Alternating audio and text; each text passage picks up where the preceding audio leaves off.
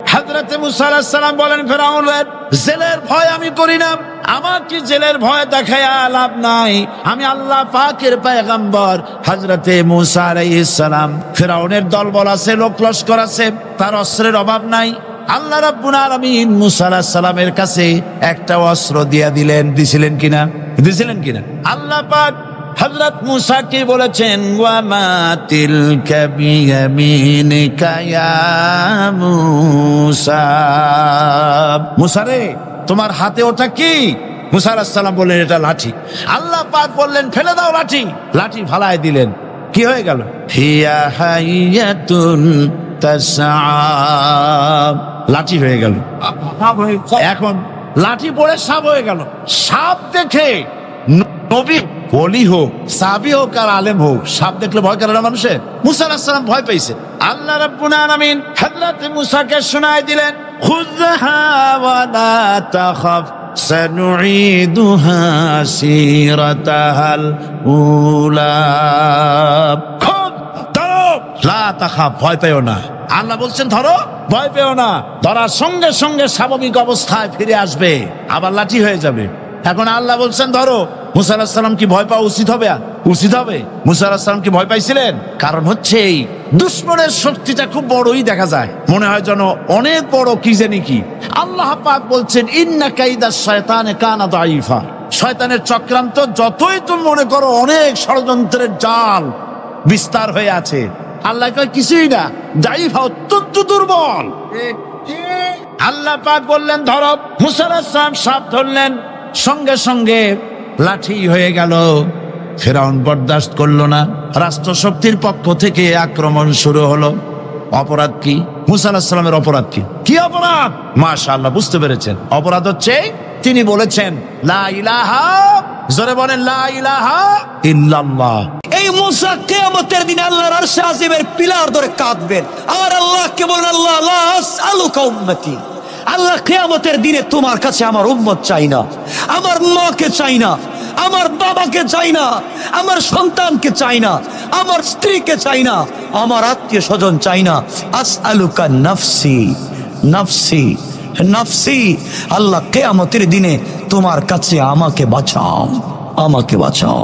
সবাই যখন শুধু নফসি নফসি বলবেন, ওই সময় একজন শুধু আমার নেতা, আমার নবী মকামে মাহমুদে পড়ে বলবেন, আল্লাহর কাছে চিৎকার করে বলবেন, আল্লাহুম্মা উম্মতি, আল্লাহুম্মা উম্মতি। আল্লাহ কিয়ামতের দিন কিছুই চাই না, তুমি আমার উম্মতকে বাঁচাও। এই নবীকে চিনতে পারলা না, এই নবীকে চিনলা না, এই নবীকে মানতে পারবেন তো ইনশাআল্লাহ? সবাই বলেন না ইনশাআল্লাহ? আমার বন্ধুগণ, এক পর্যায়ে এই ইহুদি মেয়েটা দৌড়াইয়া হযরতে ফাতেমার কাছে এসে বলছে, বোন রে, তোমার সঙ্গে আজকে লাইফের একটা বড় সিদ্ধান্তে যেতে চাই, তুমি আমার জিন্দগির সব থেকে বড় পরামর্শ আজকে দিবা। ফাতেমা ডেকে ডেকে বললেন, বোন রে, তুমি আমার কাছে জীবনের কি পরামর্শ চাও? ইহুদি ডেকে ডেকে বলছে, ফাতেমা, আমার বাবা আমার জন্যে একটা ইহুদির ছেলে, শিল্পপতির ছেলে, হ্যান্ডসাম একটা ছেলেকে পাত্র হিসাবে ঠিক করে ফেলেছেন। বাবার কাছ থেকে সময় নিয়ে এসেছি, তোমার সঙ্গে পরামর্শ করতেছে আমি কি বিয়েতে রাজি হব কিনা। দুনিয়ায় আমার অনেক আত্মীয় স্বজন আছে, আমার অনেক বন্ধু বান্ধব আছে, কারো কাছে পরামর্শের জন্য যাই না, তোমার কাছে পরামর্শ চাইলাম, কারণ তুমি কোনোদিন আমাকে ভুল পরামর্শ দিবা না। হযরত ফাতেমা বলছেন, বোন আমার, তুমি ইহুদি, আমি মুসলিম, তোমার লাইফে এত বড় সিদ্ধান্ত আমি দিতে পারবো না, তুমি যেটা ভালো মনে করো, তোমার বাবা যা বলতে চায় তাই করে ফেলো। মেয়েটা বলছে, বোন রে, তুমি যদি সিদ্ধান্ত না দাও আমি কোনো কথাই বলতে চাই না, প্রয়োজনে জিন্দেগিতে বিয়ে করব না, কিন্তু আমি জানি আমার বাবা আমাকে যেই পরামর্শ দিবে, যেই সিদ্ধান্ত দিবে, তুমি যদি আমাকে পরামর্শ দাও, আমার মন বলতেছে পৃথিবীর মানুষ আমাকে যেই পরামর্শ দিবে, সকল মানুষ একটা পরামর্শ দিল, আর এর বিপরীতে ফাতেমা, তুমি যদি আমাকে পরামর্শ দাও, আমি তোমার পরামর্শ মেনে নিতে রাজি। হযরত ফাতেমা বললেন, বোন আমার, যেহেতু তোমার বাবা তোমার জন্য ভালো একটা ছেলে ঠিক করে ফেলেছেন, আর বাবারা কোনোদিন মেয়ের অপকার চায় না, কল্যাণ চায়, আমার মন বলতেছে তুমি বিয়েতে রাজি হয়ে যাও, উপকার আছে। এবার ইহুদির মেয়েটা হযরতে ফাতেমার হাত ধরে বলছে, বোন রে, তোমার কথায় আমি রাজি হয়ে গেলাম, আমি বিয়েতে রাজি হয়ে যাব, কিন্তু শর্ত আছে আমার একটা। কি শর্ত? আমার শর্ত হলো তুমি যদি আমার বিয়েতে যাও, আমার পাশে বসো, আমার কাছে থাকো, আমি বিয়েতে রাজি, নচেত রাজি না। হযরতে ফাতেমা ডেকে ডেকে বললেন, বোন রে, আমার বাবা মুসলিম, আমি মুসলিম, আমার বাবা তাওহীদ আর রিসালাতের দাওয়াত দেয়, তোমরা মানো না, তোমরা আমার বাবার জাত শত্রু। আমি যদি তোমার বিয়েতে চলে যাই, আমার বাবাকে মানুষ লজ্জা দিবে, অপর দিকে আমি তোমাদের বিয়েতে গেলে তোমাদের অপকার হবে, অকল্যাণ হবে, মানুষ তোমাকে নিয়ে কানাঘুষা করবে, খারাপ মন্তব্য করবে, আমি যাওয়ার দরকার নাই। এবার ইহুদির মেয়ে হযরতে ফাতেমাকে জড়ায়া ডেকে ডেকে বলছে, বোন রে, আমি কথা দিলাম, আমি আমার সৃষ্টিকর্তার নামে শপথ করে বললাম, তুমি যদি আমার বিয়েতে না যাও, জিন্দেগি চলে যেতে পারে, কিন্তু আমি বিয়ে করব না। এবার হযরতে ফাতেমা ডেকে ডেকে বললেন, বোন, তুমি যদি এত কঠিন কথা বলে ফেলো, তাহলে ঠিক আছে, যাও, আমি তোমার বিয়েতে যাব। মেয়েটা খুশি হয়ে বাবার কাছে চলে গেল। বাবাকে ডেকে ডেকে বলছে, আব্বা জান, আপনার কাছ থেকে আমি একদিনের সময় নিয়েছিলাম, বাবা দেরি করার প্রয়োজন নাই, আমি বিয়েতে রাজি, আপনি আমার জন্য তারিখ নির্ধারণ করতে পারেন, বিয়ের ডিসিশন নিতে পারেন, কিন্তু বাবা আমার একটা শর্ত আছে। আমার শর্ত হলো বিয়েতে আপনি যত বড় শিল্পপতিকে দাওয়াত দেন, আপত্তি নাই, কিন্তু বাবা আমি আমার এক বান্ধবী মুসলিম, তাকে দাওয়াত করেছি, ও আমার বিয়েতে আসবে। ইহুদি ডেকে ডেকে বলছে, মারে, কে সেই মুসলিম মেয়ে যাকে তুমি দাওয়াত করেছো, বলো না পরিচয়। মেয়ে ডেকে ডেকে বলছে, আব্বা জান, এই যে মুহাম্মদ ইবনে আব্দুল্লাহর মেয়ে ফাতেমা, দীর্ঘদিন থেকে তার সঙ্গে আমার বন্ধুত্ব, আমার জীবনে কোনোদিন ভুল পরামর্শ দেয় নাই, বাবা আমি তাকে ইনভাইট করেছি, ও আমার বিয়েতে আসবে। এবার বাবা তার মেয়েকে হাত ধরে বলতেছে, মারে, প্রয়োজন বোধে তোমার বিয়ে বন্ধ করে দেব, জিন্দেগিতে তোমাকে কারো কাছে বিয়ে দিব না, এরপরেও তুমি মোহাম্মদের মেয়েকে এখানে নিয়ে আসতে পারবা না। আমরা ইহুদি, ওরা হলো মুসলিম, ওদেরকে ওখানে নিয়ে আসা যাবে না। মানুষ আমাদেরকে কি বলবে? মানুষ আমাদেরকে লজ্জা দিবে, মানুষ আমাদেরকে নিয়ে দুষ্টামি করবে, মজা করবে, যে এত বড় শিল্পপতির মেয়ের বিয়েতে গরিব মুহাম্মদ ইবনে আব্দুল্লাহর মেয়ে আসবে, ওখানে নিয়ে আসা যাবে না, 1 নাম্বার।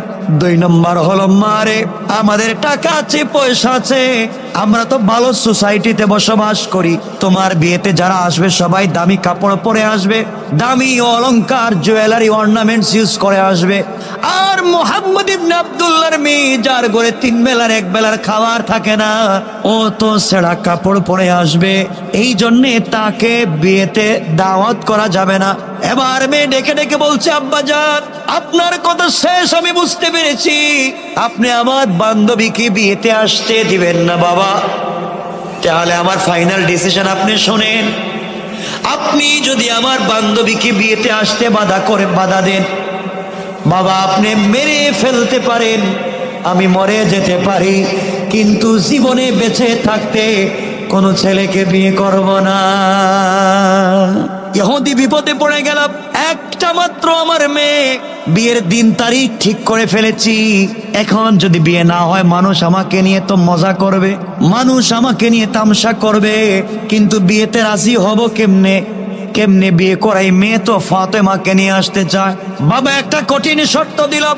ইহুদি ডেকে ডেকে বলছে, মেয়ে আমার, তুমি শোনো, তোমার বিয়েতে মুহাম্মদ ইবনে আব্দুল্লাহর মেয়েকে যদি নিয়ে আসতে হয় আমি রাজি হয়ে যাব মা, শুধু আমার সোসাইটি আর সম্মানের দিকে চিন্তা করে রাজি হয়ে যাব, তাকে তুমি দাওয়াত করো, সে যেন তোমার বিয়েতে আসে, কিন্তু আমারও একটা শর্ত আছে রে মা, শর্ত হলো সে কোনো পুরাতন ছেঁড়া কাপড় পরে আসতে পারবে না, অবশ্যই কোনো দামি ভালো পোশাক পরে আসা লাগবে। মেয়েটা বলছে, আব্বা জান ঠিক আছে। মেয়ের মনে মনে চিন্তা, ফাতেমা যদি কাপড় না পায় প্রয়োজনে আমি একটা কিনে দিব, এরপরেও নতুন জামা পরে আমার বিয়েতে নিয়ে যাব। মেয়েটা দৌড়ায়া হযরতে ফাতেমার কাছে এসে কান্না করে বলছে, বোন রে, তুমি আমার বিয়েতে যাও। আমার বাবা মানতে চায় না, আমার বাবা রাজি হতে চায় না। কোনোভাবে বিয়েতে যখন রাজি হয় না তোমাকে নেয়ার ব্যাপারে, এক পর্যায়ে শর্ত দিয়েছে তুমি যেতে পারবে, তবে নতুন জামা পরে যাওয়া লাগবে। হযরতে ফাতেমা চোখের পানি ছেড়ে দিলেন আর ডেকে বললেন, বোন রে, তুই কেমনি বললি নতুন জামা পরে তোর বিয়েতে আমি যাব? জানিস না আমি কার মেয়ে? আমার বাবা আল্লাহর কাছে চাইলে দুনিয়াকে স্বর্ণ বানায়া দিতে পারতেন।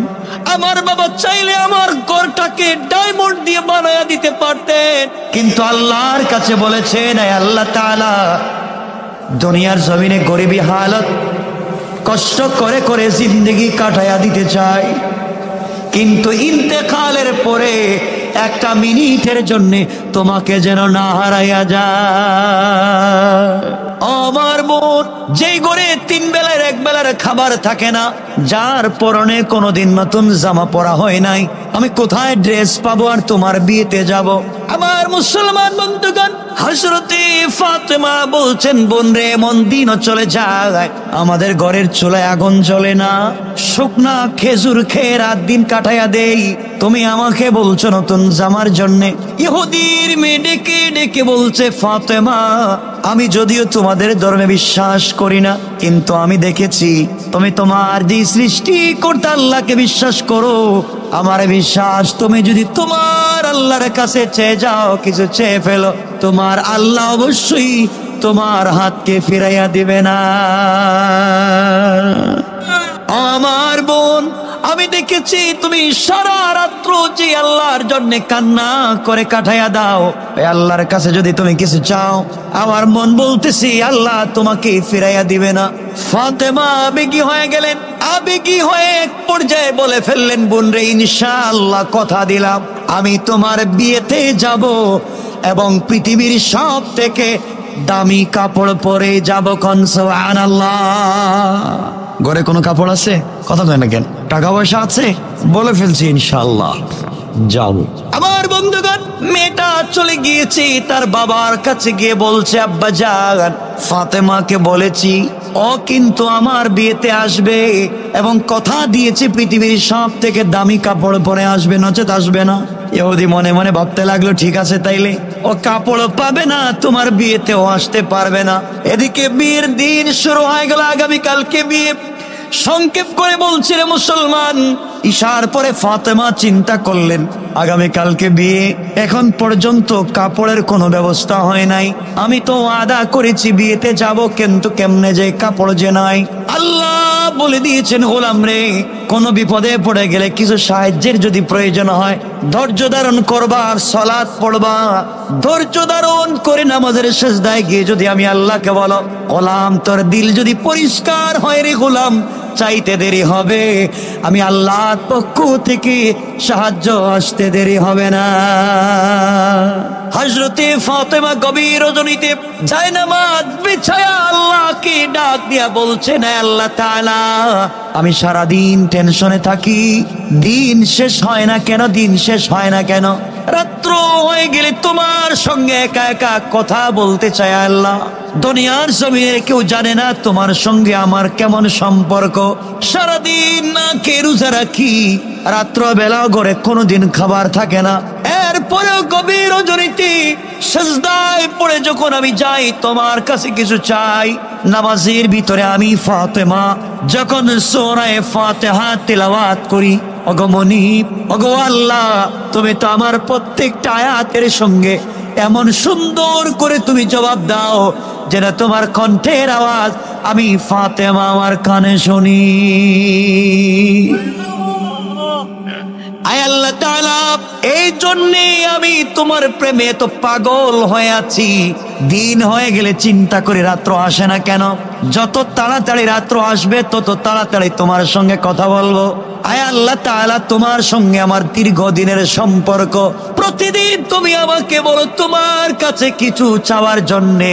আল্লাহ আমি তো তোমার কাছে কিছুই চাই না, গাড়ি চাই না, বাড়ি চাই না, সম্পত্তি চাই না, কিছুই চাইলাম না। আজকে তোমার কাছে আমি ফাতেমা একটা জিনিস চাইবো। আয় আল্লাহ তাআলা, ওই জিনিস আমার সৌন্দর্যের জন্যে না, আমার জৈবিক চাহিদা পূরণের জন্যে না, আমাকে সুন্দর লাগবার জন্যে না।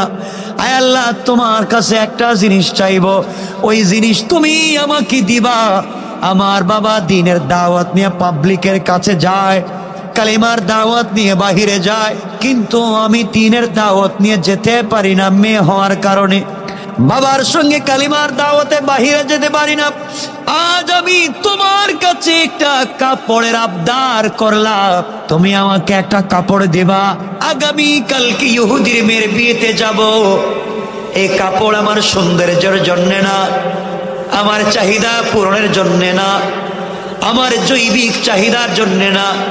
এত সুন্দর একটা কাপড় তুমি আমাকে দিবা, যে কাপড় পরে ইহুদির মেয়ের বিয়েতে গেলে যারা আমার কাপড়ের দিকে তাকাবে, ওরা তাকায়া যেন কালিমা পড়ে মুসলমান হয়ে যায়। আয় আল্লাহ তাআলা, তোমার কাছে আমি এমন একটা জিনিস চেয়ে বসলাম, তুমি যদি না দাও, দীর্ঘদিন থেকে তোমার সঙ্গে আমার সম্পর্ক কিছুই চাইলাম না, আজ মাত্র একটা কাপড়ের আবদার করলাম, ওইটাও যদি তুমি আমাকে ফিরিয়ে দাও, তাহলে কিসের প্রেম, কিসের সম্পর্ক আর কিসের ভালোবাসা? তুমি না বলো আমাদের জন্য পাগল, আমিও তো তোমার জন্য পাগল, কিন্তু এমন সম্পর্ক কিছু চাইলে যদি দেয় না। আল্লাহ তাআলা, জানি তুমি আমার কথা শুনতেছো, কালকে আমি বিয়েতে যাব, মনিব তুমি আমাকে কাপড়ের ব্যবস্থা করে দাও। তোমার বন্ধু বিশ্ব নবীর তো টাকা নাই, পয়সা নাই, তুমি আমাকে ব্যবস্থা করে দাও। সংক্ষেপ কথা, হযরতে ফাতেমা কান্না করতে লাগলেন, তাহাজ্জুদের সিজদায় কান্না করে করে কাঁদলেন, চোখের পানি ছেড়ে মোনাজাত শেষ করে যখন জায়নামাজ উঠাতে গেলেন, জায়নামাজ উঠাতে গিয়ে দেখেন ঘরের কর্নারে 2 প্যাকেট কাপড়কে রেখে চলে গিয়েছে। হযরতে ফাতেমা কাপড়ের প্যাকেট 2টা হাতে নিলেন, নিয়ে দেখেন একটা কাপড়ের ভিতরে একটা সালোয়ার, একটা কামিজ, আর একটা প্যাকেটের ভিতরে একটা ওড়না।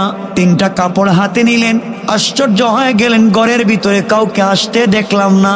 কে আসলো? এত সুন্দর প্যাকেট রেখে গেল, এটা দুনিয়ার কোনো প্যাকেট তো মনে হয় না। হযরতে ফাতেমা যখন প্যাকেটের মুখ খুলে দিয়েছে, খুলতে দেরি হয়েছে, জান্নাতুল ফিরদাউসের মেশকে আম্বরের ঘ্রাণ বের হওয়া শুরু হয়ে গেছে। প্যাকেট 2টা হাতে নিলেন, দৌড়ায়া বাবার কাছে চলে গেলেন, আব্বাজানকে জড়ায়া ধরে বলছেন, আব্বাজান আমি আশ্চর্য বাবা, তাহাজ্জুদের নামাজে ছিলাম, আল্লাহর কাছে একটা কাপড়ের আবদার করেছি, মোনাজাত শেষ করে দেখি কে ঘরের ভিতরে কাপড় রেখে গেল, চিনি না জানি না। বিশ্বনবী কাপড়গুলো হাতে নিলেন, কাপড় খুললেন, এগুলো তো দুনিয়ার কোনো কাপড় বলে মনে হয় না।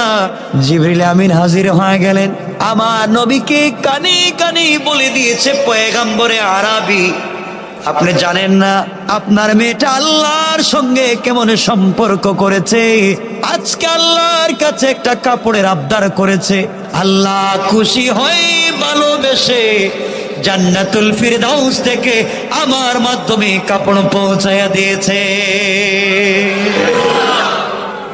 অগবিশ্ব নবী এই কাপড় ফাতেমাকে দিয়ে বলবেন বিয়েতে যাওয়ার জন্য, পরে দুনিয়ার কোন মার্কেটের কাপড় না। বিশ্ব নবী মেয়েকে জড়ায়া কাঁদলেন আর বললেন, মারে ঘরের ভিতরে সপ্তাহ পর সপ্তাহ খাবার থাকে না, আমি বাবা কোনদিন তোমাকে নতুন জামা কিনে দিতে পারি নাই, কিন্তু মা তুমি আল্লাহর সঙ্গে এমন কি সম্পর্ক করে ফেলেছো, কথা বলতে দেরি হয়েছে, কোটি কোটি মাইল দূর থেকে আল্লাহ তোমার জন্য কাপড় পাঠায়া দিতে দেরি করে না। মারে আগামী কালকে ওই কাপড় পরে তুমি ইহুদির মেয়ের বিয়েতে যাইবা, কিন্তু পর্দার সাথে যাইও না মা। আমার বন্ধুগণ, জান্নাতের পোশাক মেয়েদের হবে 3টা সালোয়ার কামিজ আর ওড়না। লম্বা করা যাবে না, শুনেন, জান্নাতের সালোয়ার কামিজের দাম কত হবে বলবার টাইম নাই, সময় নাই। আপনাদের দুনিয়ার কাপড়, পাকি ড্রেস আর লেহেঙ্গা 2-2.5 লাখ 3 লাখ টাকায় তো পাগল।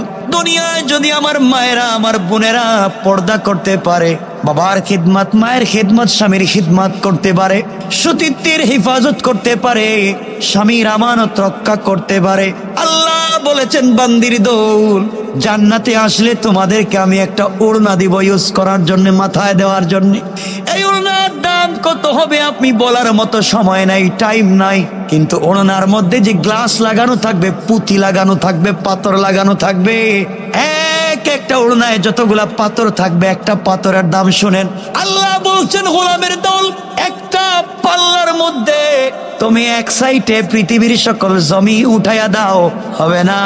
এরপরে তুমি আসমান উঠাইয়া দাও, আসমান জমিনের মধ্যখানে যত সম্পদ আছে সব তুমি ওই পাল্লার ভিতরে উঠাইয়া দাও। এক আসমান দুই আসমান করে ভেঙ্গে ভেঙ্গে ঢুকাইয়া দাও, খনিজ সম্পদ যত আছে সব ওই পাল্লার ভিতরে দাও। এরপরে আরশ কুরসি লৌহ কলম ভেঙ্গে ওখানে ঢুকাইয়া দাও।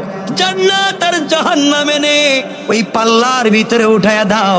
আর আরেক পাল্লায় মহিলাদেরকে জান্নাতি আমি আল্লাহ যে ওড়না দেব, ওই ওড়নার একটা পাথর একটা পুঁতি উঠাইয়া দাও। আমি আল্লাহ ঘোষণা করে দিলাম বান্দির দল, ওই পাল্লার মধ্যে জান্নাতি পাথরটা বাড়ি হয়ে যাবে। কত দাম! আমার মুসলমান ভাইরা, হযরতে ফাতেমা ওই চাদর মোড়া দেয়া সেলোয়ার কামিজ পরে সকাল বেলা বাবার কাছ থেকে বিদায় নেয়া চলতে লাগলেন। বান্ধবী ইহুদির মেয়ের বিয়েতে যাচ্ছেন। মনোযোগ দিয়ে শোনো ভাই, কি বলতে চাই। এদিকে ইহুদির মেয়েকে অর্নামেন্ট জুয়েলারি দিয়ে সাজায়া কোটি টাকার মালিক শিল্পপতি ইহুদির মেয়েরা এসে একটা ঘরের ভিতরে মেয়েটাকে নিয়ে সবাই বসে আছে, আনন্দ করতেছে। হযরতে ফাতেমা সবাক পরে যখন ওই ঘরের ভিতরে ঢুকলেন, ঢুকতে দেরি হয়েছে। এই ঘরটা তার কাপড়ের আলোতে আলোকিত হয়ে যেতে দেরি হয় না। সবাই পাগল হয়ে জিজ্ঞেস করে, ফাতেমা এই কাপড় তুমি কোন মার্কেট থেকে কিনেছো? এত দাম এই কাপড় তোমাকে কে দিল?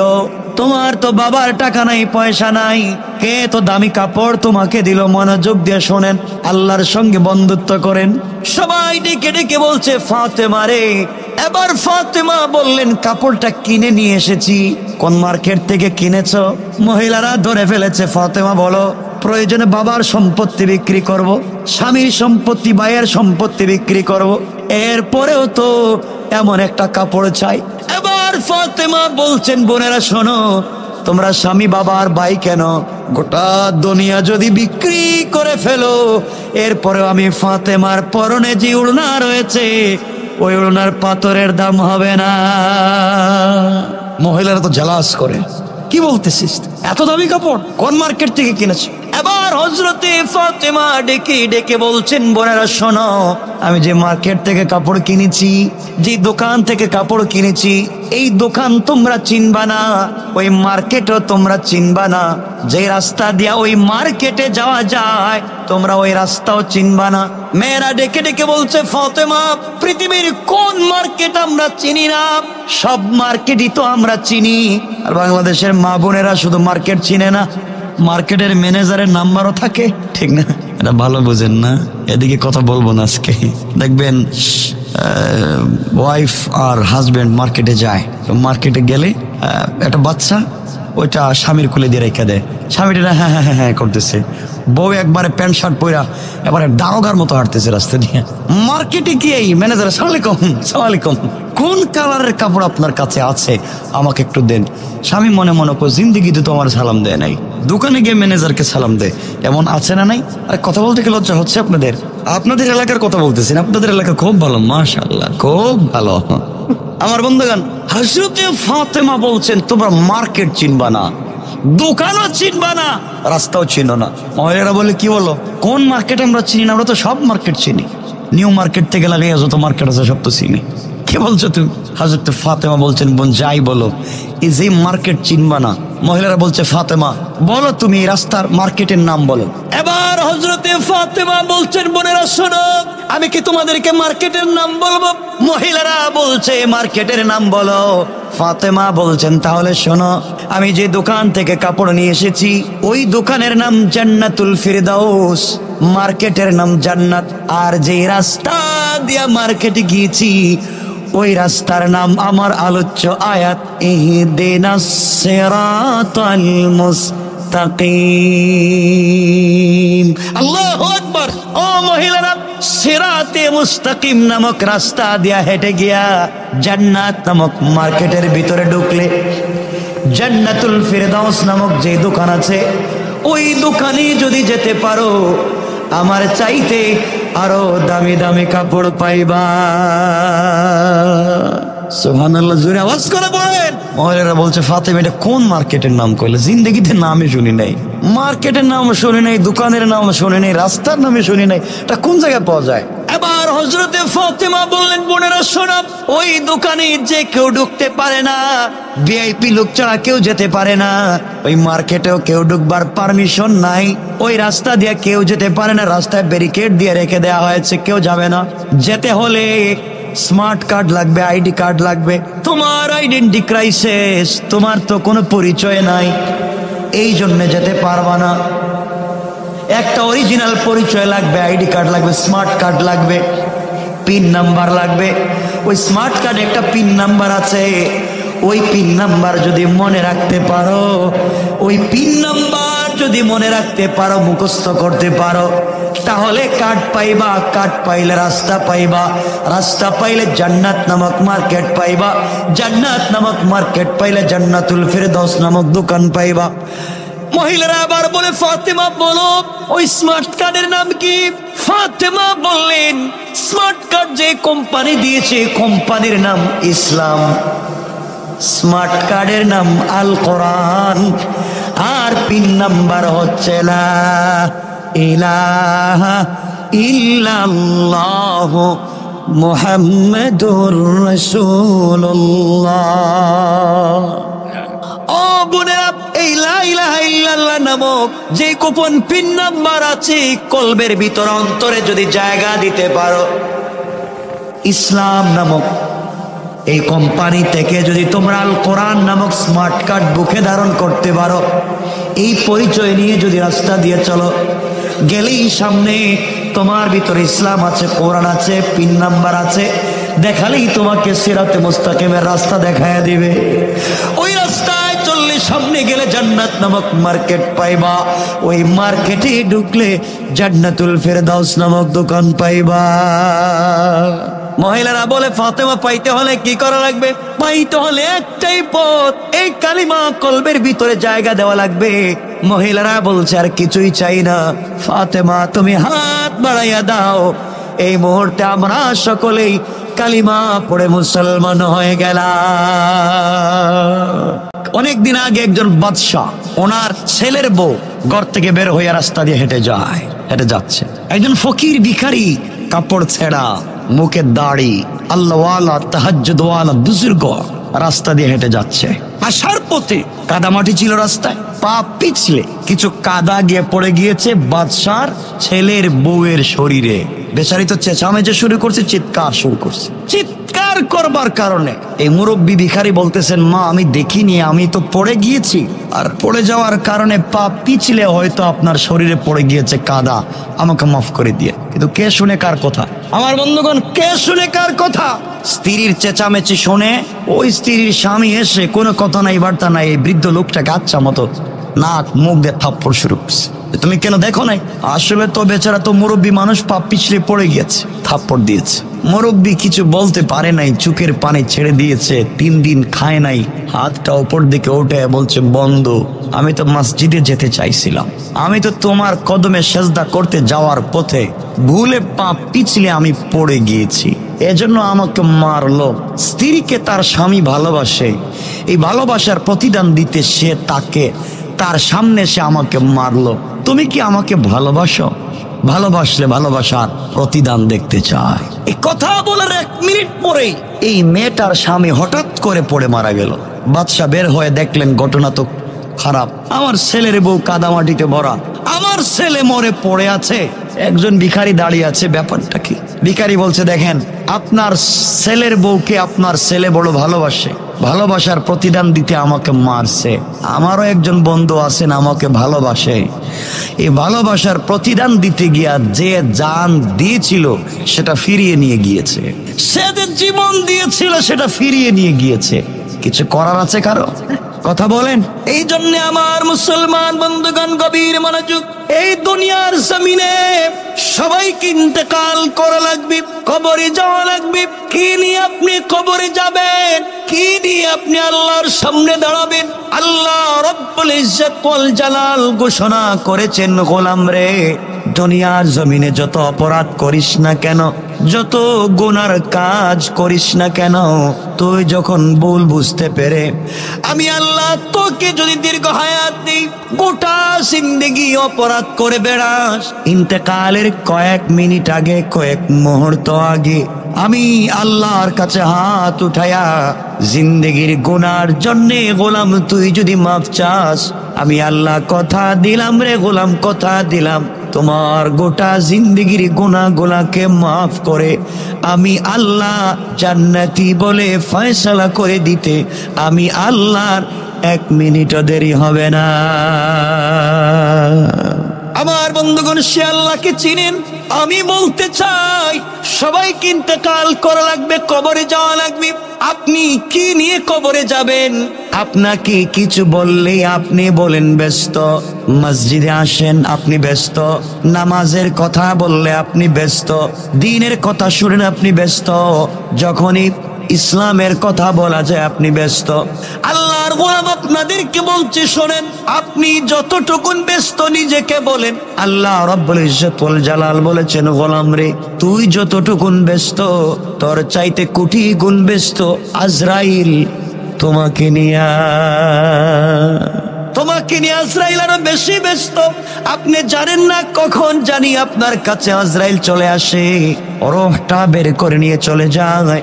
আপনার সুন্দর বডি মাটির মধ্যে পড়ে থাকবে, গাড়ির জায়গায় গাড়ি থাকবে, অন্য কোনো মানুষ এসে গাড়িটা ইউজ করবে, আপনার বাড়ির জায়গায় বাড়ি থাকবে, অন্য কেউ আপনার বেডরুমে এসে আপনার ঘুমানোর বিছানায় ঘুমাবে, সব ঠিক থাকবে, থাকবেন না শুধু আপনি।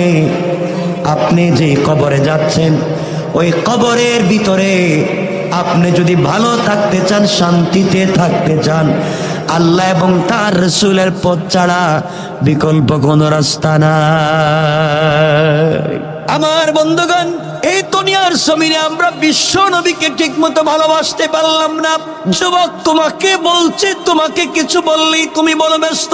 এই দুনিয়ার জমিনে যুবকেরা মনোযোগ দিয়ে কথাগুলো শোনো, কি বলতে চাই।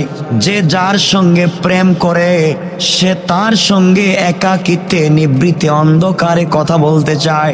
যার সঙ্গে যার প্রেম, যার সঙ্গে যার সম্পর্ক, সে তার সম্পর্ক কাউকে বুঝতে দেয় না। সে বুঝাতে চায় আমি যাকে ভালোবাসি ও আমাকে ভালোবাসে, তার আর আমার সম্পর্ক কাউকে বুঝতে দেওয়া যায় না।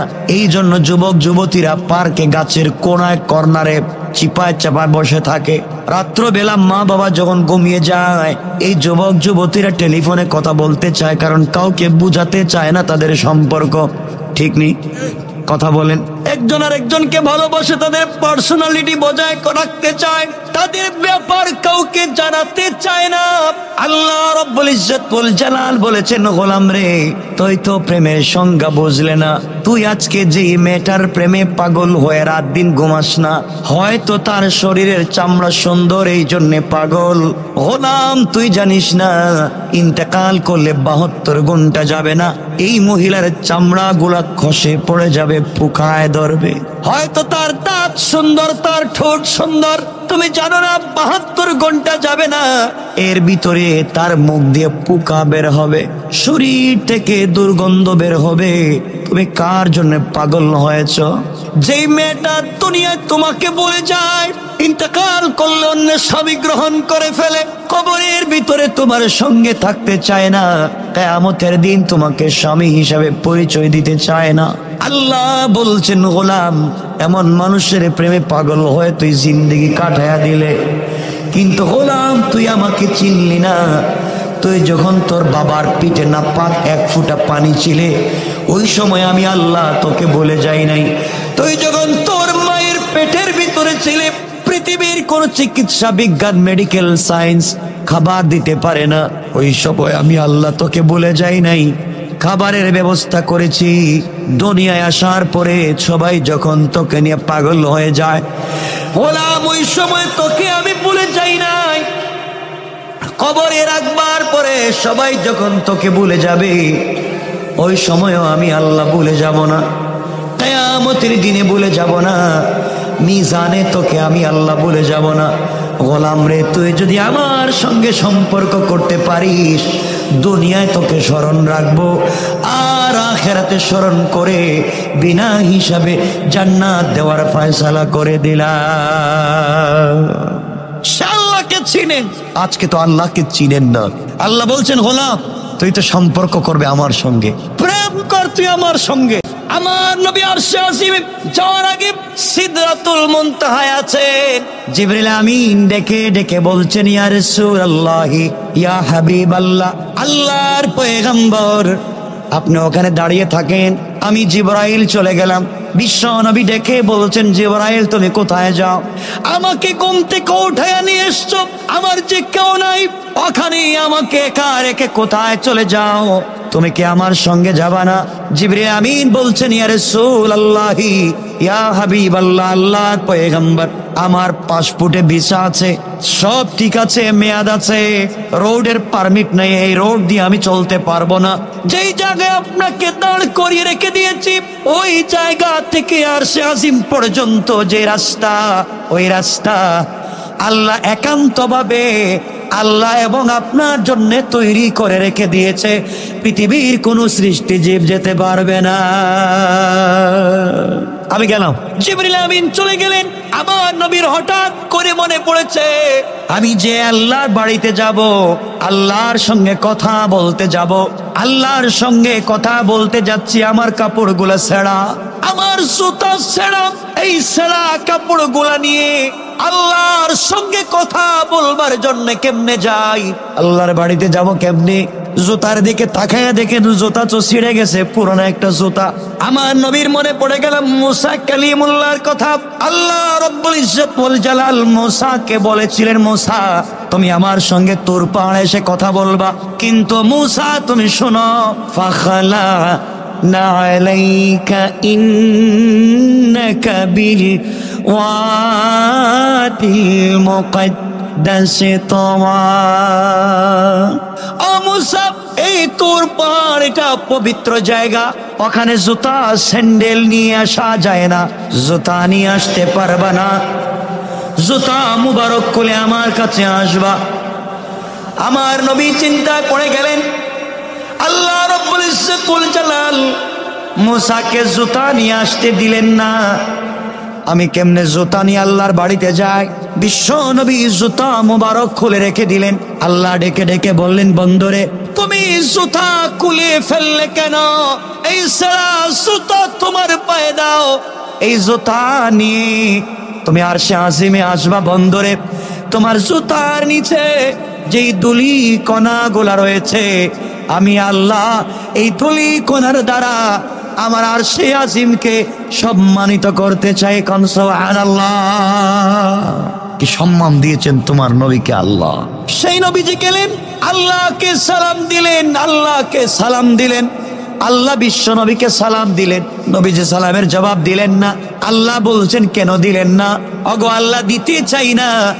আমি আসলাম, তুমি আমাকে সালাম দিয়েছ, আমার ভালো মন্দ জিজ্ঞাসা করেছ, তুমি একবারও আমার গুনাহগার উম্মতের কথা জিজ্ঞাসা করলা না। তোমার নবী কেমন, ওখানে তোমার কথা বলে যায়। কষ্ট হচ্ছে আপনাদের আমার বন্ধুগণ? সেই নবী বলছেন, আয়েশাকে, আয়েশা কিয়ামতের দিনে মুসা কালিমুল্লাহ যে আল্লাহর সঙ্গে কথা বলতে পারত। ফাতেমা এমন হয়ে গেলেন যে আলী তার জিন্দেগিতেও ফাতেমাকে 1 টাকার কোনো জিনিস গিফট করতে পারলেন না, কিনে দিতে পারলেন না। একদিন ওই ফাতেমা রসুলে পাকের ঘরে গিয়েছে। রসুল দেখেন হযরতে ফাতেমা বসে বসে নামাজ পড়তেছে, জোয়ান মানুষ।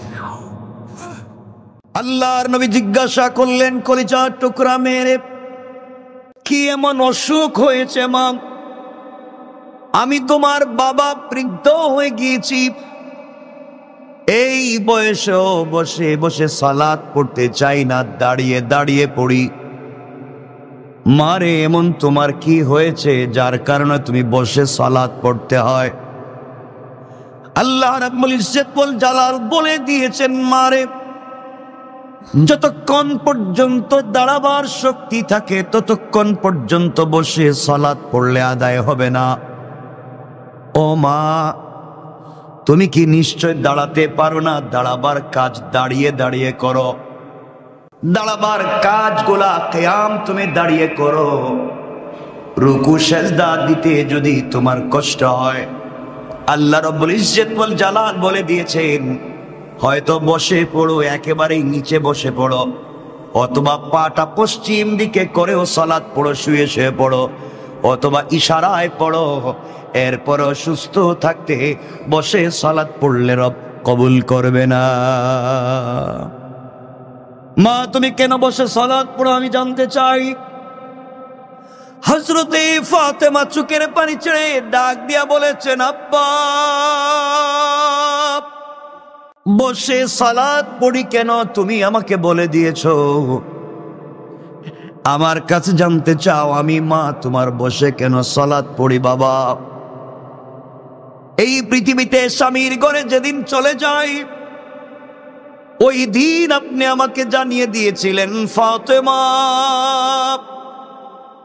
আলীর হাতে তোমাকে উঠিয়ে দিয়েছি, কিয়ামত পর্যন্ত স্বামীর ব্যাপারে কোনো নালিশ যেন শুনতে না পারি। আপনি বলেছেন, বাবা, আপনার কথা তো আমার শিরোধার্য মানতে হবে। ও বাবা, আজ পর্যন্ত তোমার কাছে আলীর ব্যাপারে কোনো কথা বলি নাই। মাসের পর মাস চলে যায়, চুলায় আগুন জ্বলে না, কোনোদিন তোমার কাছে এসে বলিনি, আব্বা, আমি যে খাই নাই, তোমার ঘরে কি খাবার আছে?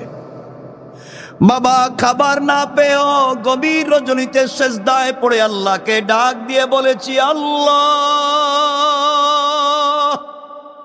বাবা আমাকে আলীর হাতে উঠিয়ে দিয়েছে, কিয়ামত পর্যন্ত তার ব্যাপারে কোনো নালিশ না করতে নির্দেশ দিয়েছে। আল্লাহ, সারা জিন্দেগি এভাবে কাটিয়ে দিতে চাই, খেয়ে না খেয়ে জীবন যৌবন শেষ করে দিতে চাই। আখিরাতে এক মিনিটের জন্য আমি তোমাকে হারাতে চাই না। আব্বা, এই জন্য আজকে বসে বসে সালাত পড়লাম। আমার পরনে আপনি যে কাপড় দেখতে পান, তোমার মেয়ে ফাতেমার ঘরে এর চাইতে আর কোনো দ্বিতীয় কাপড় নাই। আল্লাহু আকবার বলেন। ও বাবা, আমার পরনে আপনি যে কাপড় দেখতে পাচ্ছেন, ফাতেমার ঘরে কিন্তু দ্বিতীয় কাপড় আর নাই। বাইরে দুনিয়ার সাধারণ মানুষের কথা বলছি না, আমি তো জান্নাতি মহিলাদের নেত্রী হযরতে ফাতেমার কথা বলি। এক কাপড় পরেও যদি জান্নাতের লিডার আর নেত্রী হতে পারে, আমরা আজকে কত ফ্যাশন করে বেড়াই, কিন্তু জান্নাতের স্বাদ নিতে পারলাম না। তাদের এই গরিবি, তাদের এই কষ্টের জিন্দেগি, তাদের কি আল্লাহ থেকে দূরে রাখতে পারল না? নবীজি বলছেন, ফাতেমা কি বলবা বলো? ফাতেমা বলছেন, আব্বা, এই কাপড়ে কয়েকটা ছিদ্র আছে, কয়েকটা কাটা ছেঁড়া আছে। আমি যদি দাঁড়িয়ে নামাজ পড়ি, ওই ছিদ্রগুলো আপনার চোখে পড়ে যাবে। কাপড় যে আমার ছেঁড়া, এটা আপনার চোখে পড়ে যাবে। এই চোখে পড়ে যাওয়ার কারণে যদি আমার স্বামীর ব্যাপারে আপনার দিলে কোনো খারাপই কষ্ট চলে, আমার শরীরের কাপড় ছেঁড়া, এইটা দেখে যদি আমার স্বামী সম্পর্কে আপনার কোনো ভুল ধারণা তৈরি হয়ে যায়, এই জন্যে আমার ছেঁড়া কাপড় যেন আপনার চোখে না পড়ে, এই জন্য আমি বসে বসে সালাত পড়লাম। আল্লাহু আকবার। বাবা এভাবেই জীবন কাটিয়ে দিতে চাই, এরপরেও স্বামী সম্পর্কে তোমার কাছে কোনো কথা বলতে চাই না। কারণ বাবা, স্বামী আমাকে ঠিকমতো খাবার দিতে পারলো কিনা, আমাকে কাপড় দিতে পারলো কিনা, আমাকে ভালো করে রাখতে পারলো কিনা, জিন্দেগিতেও তোমার কাছে কোনো কষ্টের কথা বলতে চাই না।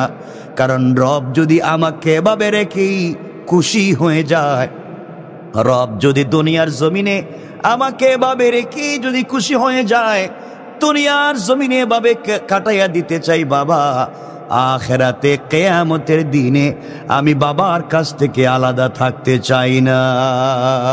আল্লাহু আকবার। আল্লাহর নবীজি সিজদায় পড়ে আল্লাহকে ডাক দিয়া বলছেন, আল্লাহ, আমার মেয়ে তোমাকে বুঝতে পেরেছে। আল্লাহর রাসূল বাড়িতে পৌঁছে গেলেন। একদিন ফাতেমার শুয়ে পড়লেন বিছানায়, এক পার্শ্বে হযরতে ফাতেমাকে শোয়ালেন, আরেক পার্শ্বে আলীকে। ডাক দিয়া বলছেন, আলী, তুমিও যেমন আমার জীবনের শ্রেষ্ঠ সম্পদ, আমার চাচাতো ভাই, তরুণ বয়সের প্রথম সাহাবী, যুদ্ধের ময়দানের প্রধান সেনাপতি, আমার মেয়ে ফাতেমাও আমার কাছে জীবনের পুরো অংশের চাইতেও কম না। আজ আমি একজনকে আমার ডান পার্শ্বে, আরেকজনকে আমার বাম পার্শ্বে শোয়া দিলাম। দুনিয়ায় তোমরা এভাবে থাকবা, আখিরাতে জান্নাতেও আমরা এভাবে একসাথে থাকতে চাই। আল্লাহু আকবার বল। কি ছিল তাদের আদর্শ, কি ছিল তাদের আদর্শ? এই জন্য আমাদেরকে এভাবেই আদর্শ তৈরি করতে হবে। পরিবারও সুন্দর হবে, এই জাতীয় সুন্দর হয়ে যাবে। আজকালকে আমাদের পরিবারগুলো সুন্দর না। আমার ইচ্ছা আজকে হযরতে ওমর ফারুক রাদিয়াল্লাহু তাআলা আনহু জিন্দেগি থেকে দু একটা কথা আপনাদেরকে বোঝাতে চাচ্ছি, যেন এই পৃথিবীতে তারা পুরো দুনিয়ার মালিক হয়ে যাওয়ার পরেও তারা কেমন ছিলেন, আর আমরা অল্প কিছু টাকার মালিক হইলে আমরা জানি কেমন হয়ে যায়। কথাগুলো দিল দিয়ে শুনেন। কি বলতে চাই যে সূরা তেলাওয়াত করেছি, সূরা হুমাযা। এই সূরা কোরআনে কারীমের, এই সূরা মক্কায় অবতীর্ণ হয়েছে, যার আয়াত সংখ্যা হলো 9টা, পারার নাম হলো 30। এই সূরায় কোনো সেজদার আয়াত নাই, রুকু হলো একটা, সূরার সিরিয়াল হলো 104। এই সূরা হুমাযা আল্লাহ রাব্বুল ইজ্জতুল জালাল বলছেন, ওয়াইলুল লিকুল্লি হুমাযাতিল লুমাযা। আল্লাহ বলছেন, প্রত্যেক পশ্চাতে এবং সম্মুখে যারা পরনিন্দা করে তারা ধ্বংস। যারা মানুষের পিছনে বদনাম করে, মানুষের সামনে দেখায় ভালাই, বাহিরে গেলে করে বদনাম, এমন মানুষ পৃথিবীতে নাই। কথা বলেন নাই? আল্লাহ বললেন, যে মানুষ ওয়াইলুল লিকুল্লি হুমাযাতিল লুমাযা, যে মানুষটা সামনে বদনাম করে অথবা সামনে প্রশংসা করে, দূরে চলে যাওয়ার পরে বদনাম করে, গীবত শিকায়াত করে, দুইজন তিনজন মানুষ, তিন বন্ধু এক জায়গায় মিলে গল্প করছে, তিনজন বন্ধুর থেকে আসেন ভিতরে, তিনজন বন্ধুর থেকে একজন বের হয়ে গেল, ওই দুইজন মিলে ওই 3 নাম্বার বন্ধুর বদনাম করে আমার দিকে, ঠিক না? তিনজন মিলে এখানে বসে কথা বলতেছে, এর মধ্যে একজন উঠে চলে গেছে, ওই দুইজন মিলে ওর আবার বদনাম করতেছে। কথা বলেন না কেন? এগুলা নাই আমাদের সমাজে? আমরা যেন কেমন খারাপ জাতি হয়ে গেছে। এই সমাজে 99 না 100 মানুষ আমরা এমন হয়ে গিয়েছি, হয়তো পাবলিকের সামনে বদনাম করি, নাইলে পাবলিকের সামনে আমরা সালাম দেই, আমরা একে অপরকে সম্মান করি, চুকের আড়াল হয়ে গেলেই বদনাম শুরু করে দিই। কথা বলেন না কেন? এগুলো আছে না নাই? আমারে বলেন, আছে না নাই? বদনামের লোক সমাজে নাই? চুকের আড়াল হয়ে গেলে বদনাম। আল্লাহ বলছেন, ওয়াইলুল লিকুল্লি হুমাযাতিল লুমাযা, ওর মুখে পুরা দুনিয়ার ময়লা ডাস্টবিন মেরে ফেলে ধরবো। ওই ব্যক্তির মুখে আসমানের নিচে জমিনের উপরে যত ময়লা আছে, ডাস্টবিন আছে, ডাস্ট আছে, সব ওর মুখে ছুঁড়ে মারো। যেই মানুষটা মানুষের পশ্চাতে পিছনে গিয়ে বদনাম করে। এখন আমাদের এখানে কেউ আসেননি এভাবে যে কার বদনাম করে? কিছু কয় না দেখি। যদি থাকেন, আপনি আমাদের এই মসজিদে বসে আছেন, এমন যদি কেউ থাকেন যে আপনি গোপনে গোপনে পাবলিকের বদনাম করেন, তাহলে আসমানের নিচে জমিনের উপরে যত বিন ময়লা ডাস্ট আছে সব আপনার মুখে আমরা ফিকে মারলাম। কথা বুঝতে পারছেন আমার? আমি বলছি না, রব বলেছেন। রব বলেছেন ওয়াইলুল্লি কুল্লি হুমাজাতিল লুমাজা, পুরা দুনিয়ার দুর্ভোগ ওই ব্যক্তির যে মানুষের পিছনে বদনাম করে। আপনার পাইছে সালাম, আসসালামু আলাইকুম, কেমন আছেন? দূর, সালাম দিছিনি, এর ফাম দিলাম, এর আবার সালাম দিলাম কি, এ আবার কি হয়? আছেন এগুলা? আপনি একসাথে প্লেটে বসায় খাওয়াইলেন, প্লেটে খেয়ে যাওয়ার পরে দূর, ওর কাছে গেছিলাম, হে আবার মানুষ হইল কোন দিন? এগুলো আমরা বলি না? কথা বলেন, আপনাদের আওয়াজে মনে হইতেছে সব অলিয়া উলিয়া মনে হইতেছে, সব আল্লাহর অলিয়া বসে রয়েছে। এই তো আমাদের চরিত্র। এইভাবে চরিত্র হলে আল্লাহ রব্বুল ইজ্জত ওয়াল জালাল বলেছেন দুর্ভোগ ওই ব্যক্তির উপরে, দুর্ভোগ যে মানুষের সামনে এবং পিছনে বদনাম করে।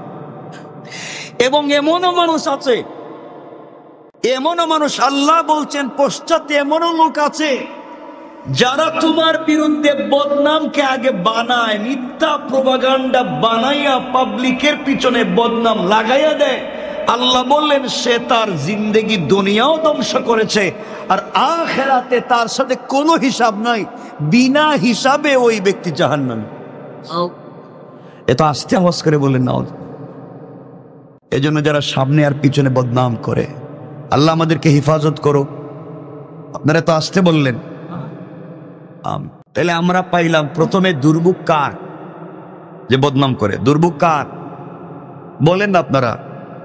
যে কি করে? বদনাম করে।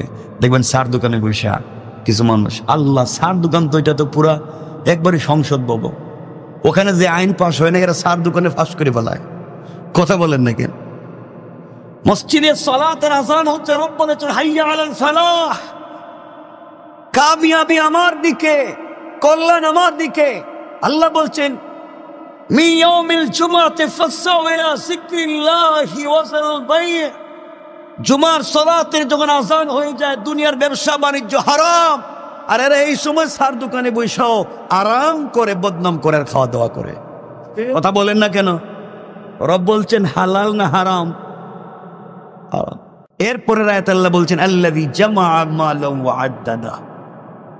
ওই ব্যক্তি দুর্ভোগ, এর মুখেও তোমরা ডাস্টবিন ফিকে মারো, এর মুখেও তোমরা ময়লা ফিকে মারো, যেই মানুষটা শুধু অর্থ পয়সা জমা করে আর গণনা করে।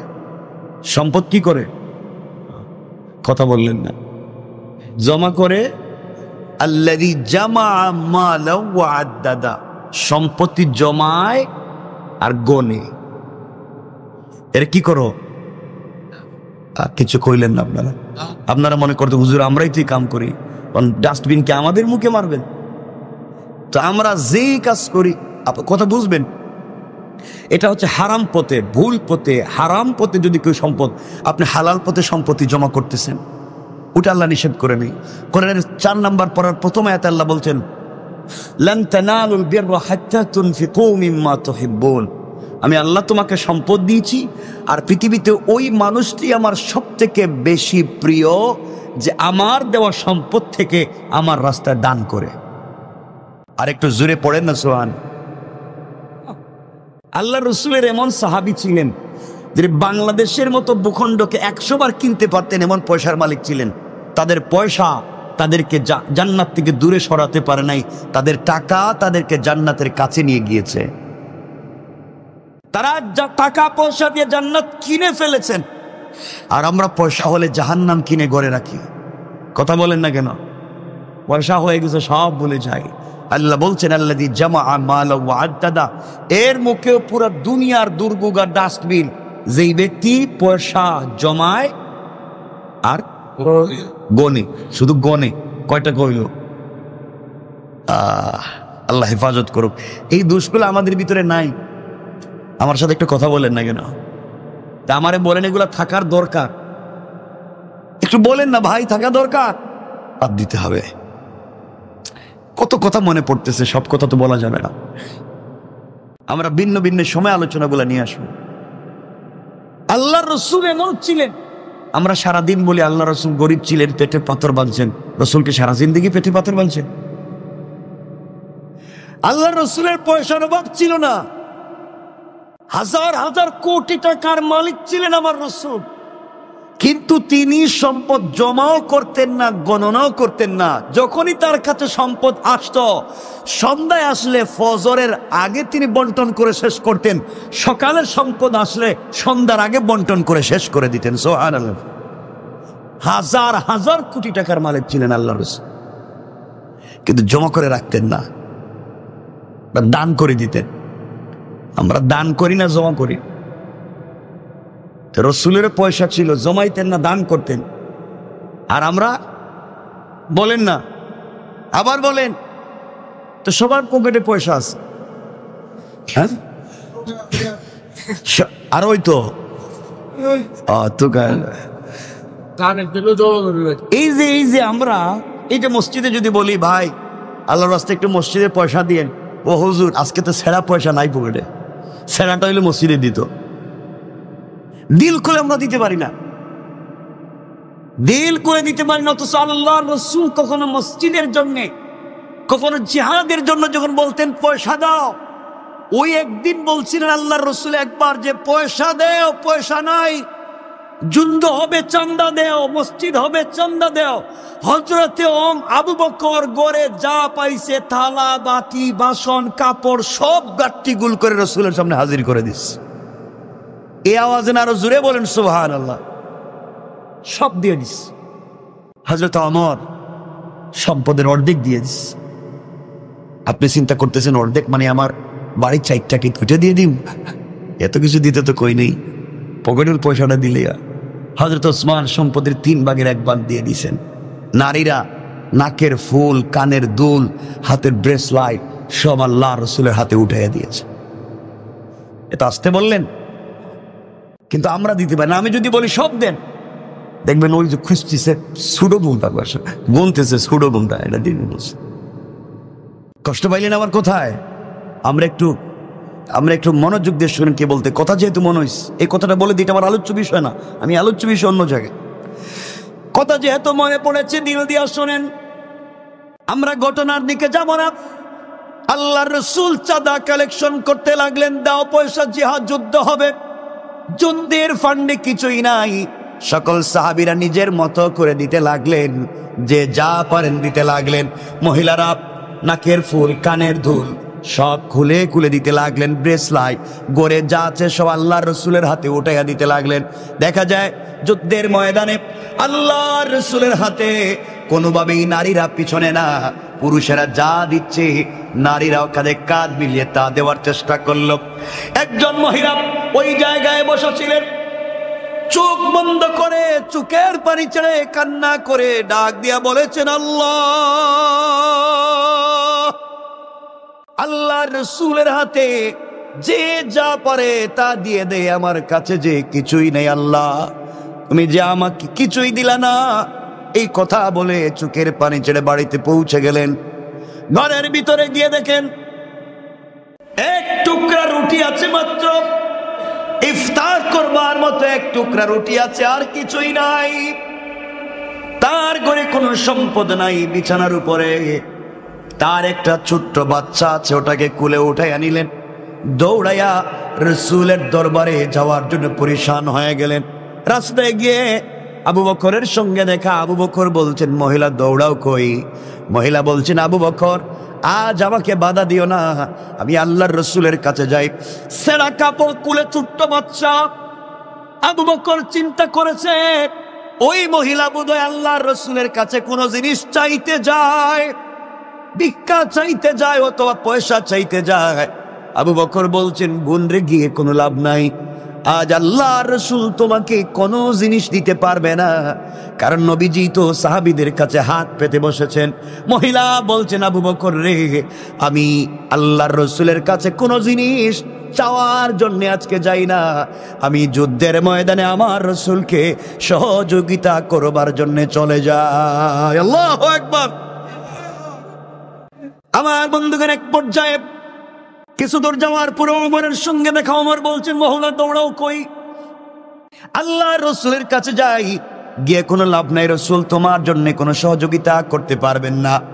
কারণ নবীজি হাত পেতে বসেছেন সাহাবায়ে কেরামের সঙ্গে সামনে, ডাক দিয়ে বলছে আমি রসুলের কাছে কিছু চাওয়ার জন্য যাই না, আমি যাই আল্লাহর রসুলকে সহযোগিতা করবার জন্য। কথা সংক্ষেপ, এক পর্যায়ে সাহাবীদের ভিড় ঠেলে আল্লাহর রসুলের সামনে মহিলা পৌঁছে গেলেন। মহিলা পৌঁছে যাওয়ার পর সবাই মনে করেছে পাগল ভিক্ষা চায়। আল্লাহর রসুল বলছে তুমি ভিড় ঠেলে কেন এসেছো? আজ আমি তোমাকে তো কোনো সহযোগিতা করতে পারবো না। মহিলা চোখের পানি ছেড়ে বলছেন ইয়া রাসূলুল্লাহ, আমার জীবন সব আপনার জন্য উৎসর্গ কুরবান করে দিলাম। আজ আমি আপনার কাছে কোনো জিনিস চাইতে আসি নাই, আজ এসেছি ইয়া রাসূলুল্লাহ, ইয়া হাবিবাল্লাহ, আমি এসেছি আপনাকে কিছু সহযোগিতা করতে চাই। আল্লাহর রসুল বলছেন কি সহযোগিতা করবে? ইয়া রাসূলুল্লাহ, আমি ঘরে কোনো জিনিস পাইলাম না, এই মুহূর্তে ঘরের ভিতর থেকে আমার সন্তানটাকে নিয়ে এসেছি। দুনিয়ার জমিনে সবাই মিলে দান করে, খায়রাত করে, সাদাকা করে আমি পারলাম না, আমি আমার কুলের সন্তানটাকে নিয়ে এসেছি। এই মুহূর্তে যুদ্ধের ময়দানে, যুদ্ধের ফান্ডে আমি আমার সন্তানটাকে দান করে দিলাম। আল্লাহু আকবার বলেন। আমার বন্ধুগণ, কথাগুলো দিল দিয়ে শুনেন কি বলতে চাই। আল্লাহর রাসূল বলছেন কি বলতে চাও মহিলা বলো? ডাক দিয়ে বলছেন ইয়া রাসূলুল্লাহ, আপনার কাছে বলতে চাই আমার স্বামী আপনার একজন সাহাবী, তিনি যখন যুদ্ধের ময়দানে আপনার ডাকে সাড়া দিয়ে জিহাদে চলে যান। ইয়া রাসূলুল্লাহ, আমার স্বামী যখন যুদ্ধের ময়দানে চলে যায়, ওই সময় আমি ছিলাম প্রেগনেন্ট, আমি ছিলাম গর্ভবতী। আমার স্বামী আমাকে বলেছিলেন, স্ত্রী রে, আল্লাহর রাসূলের ডাকে সাড়া দিয়ে আল্লাহর দ্বীনের জন্য জীবন দিতে যায়। ওই স্ত্রী, আমি যদি মরে যাই, শাহাদাত যদি কবুল আর নসিব হয়ে যায়, তুমি একজন শহীদের স্ত্রী হয়ে যাবে, তার চাইতে বড় মর্যাদার পৃথিবীতে আর কিছু হতে পারে না। তোমার পেটে আমার একটা আমানত আছে, ছেলে হবে না মেয়ে হবে জানতে পারলাম না। যাই হোক না কেন, আমি যেই রাস্তায় চলে যাই, তুমি আমার সন্তানটাকে সেই রাস্তায় দান করে দিবা। পড়েন না সুবহানাল্লাহ। ইয়া রাসূলুল্লাহ, আমার স্বামী আপনার ডাকে সাড়া দিয়ে যুদ্ধের ময়দানে চলে গেলেন, শহীদ হয়ে গেলেন, আমি শহীদের স্ত্রী হয়ে গেলাম। কিছুদিন পরে আমার একটা পুত্র সন্তান জন্ম নিল। ইয়া রাসূলুল্লাহ, যেই সন্তানকে নিয়ে আমি আজ এসেছি, ওই সন্তানটাই ওই দিনের সন্তান। আল্লাহর পয়গম্বর, আপনি যখন চাঁদা কালেকশন করতে লাগলেন, ওই সময় সবাই দিতেছে, নারীরাও তাদের মন মতো ইচ্ছা মতো দিতে পারে। আমি দেখলাম আমার শরীরে দেওয়ার মতো কিছুই নাই। ঘরে যাওয়ার পরে দেখলাম ইয়া রাসূলুল্লাহ, কয়েকদিন হয়ে গিয়েছে আমার ঘরে খাবার নাই, এক টুকরা মাত্র রুটি আছে, ইফতার করা ছাড়া আর কিছুই নাই। আমি যখন চিন্তায় পড়ে গেলাম, আমি কিছুই দিতে পারলাম না। ও পয়গম্বরে আরবি, আমার এমন সময় চোখ পড়েছে বিছানার দিকে, আমার স্বামীর কথা মনে পড়ে গিয়েছে। এই জন্য স্বামীর কথা মনে যাওয়ার পরে মনে হলো সব থেকে বড় সম্পদ আমার সন্তান, তো এখন বড় হয়ে গেছে, হাঁটতে পারে, দাঁড়াতে পারে। ইয়া রাসূলুল্লাহ, স্বামীর কথা মনে পড়েছে। স্বামী বলেছেন সন্তানটাকে এই পদে দিয়ে দেওয়ার জন্যে। আমি আমার সন্তানকে কোলে উঠাইয়া আপনার দরবারে নিয়ে এসেছি। এই মুহূর্তে সন্তানটাকে যুদ্ধের ফান্ডে আমি দিয়ে দিলাম।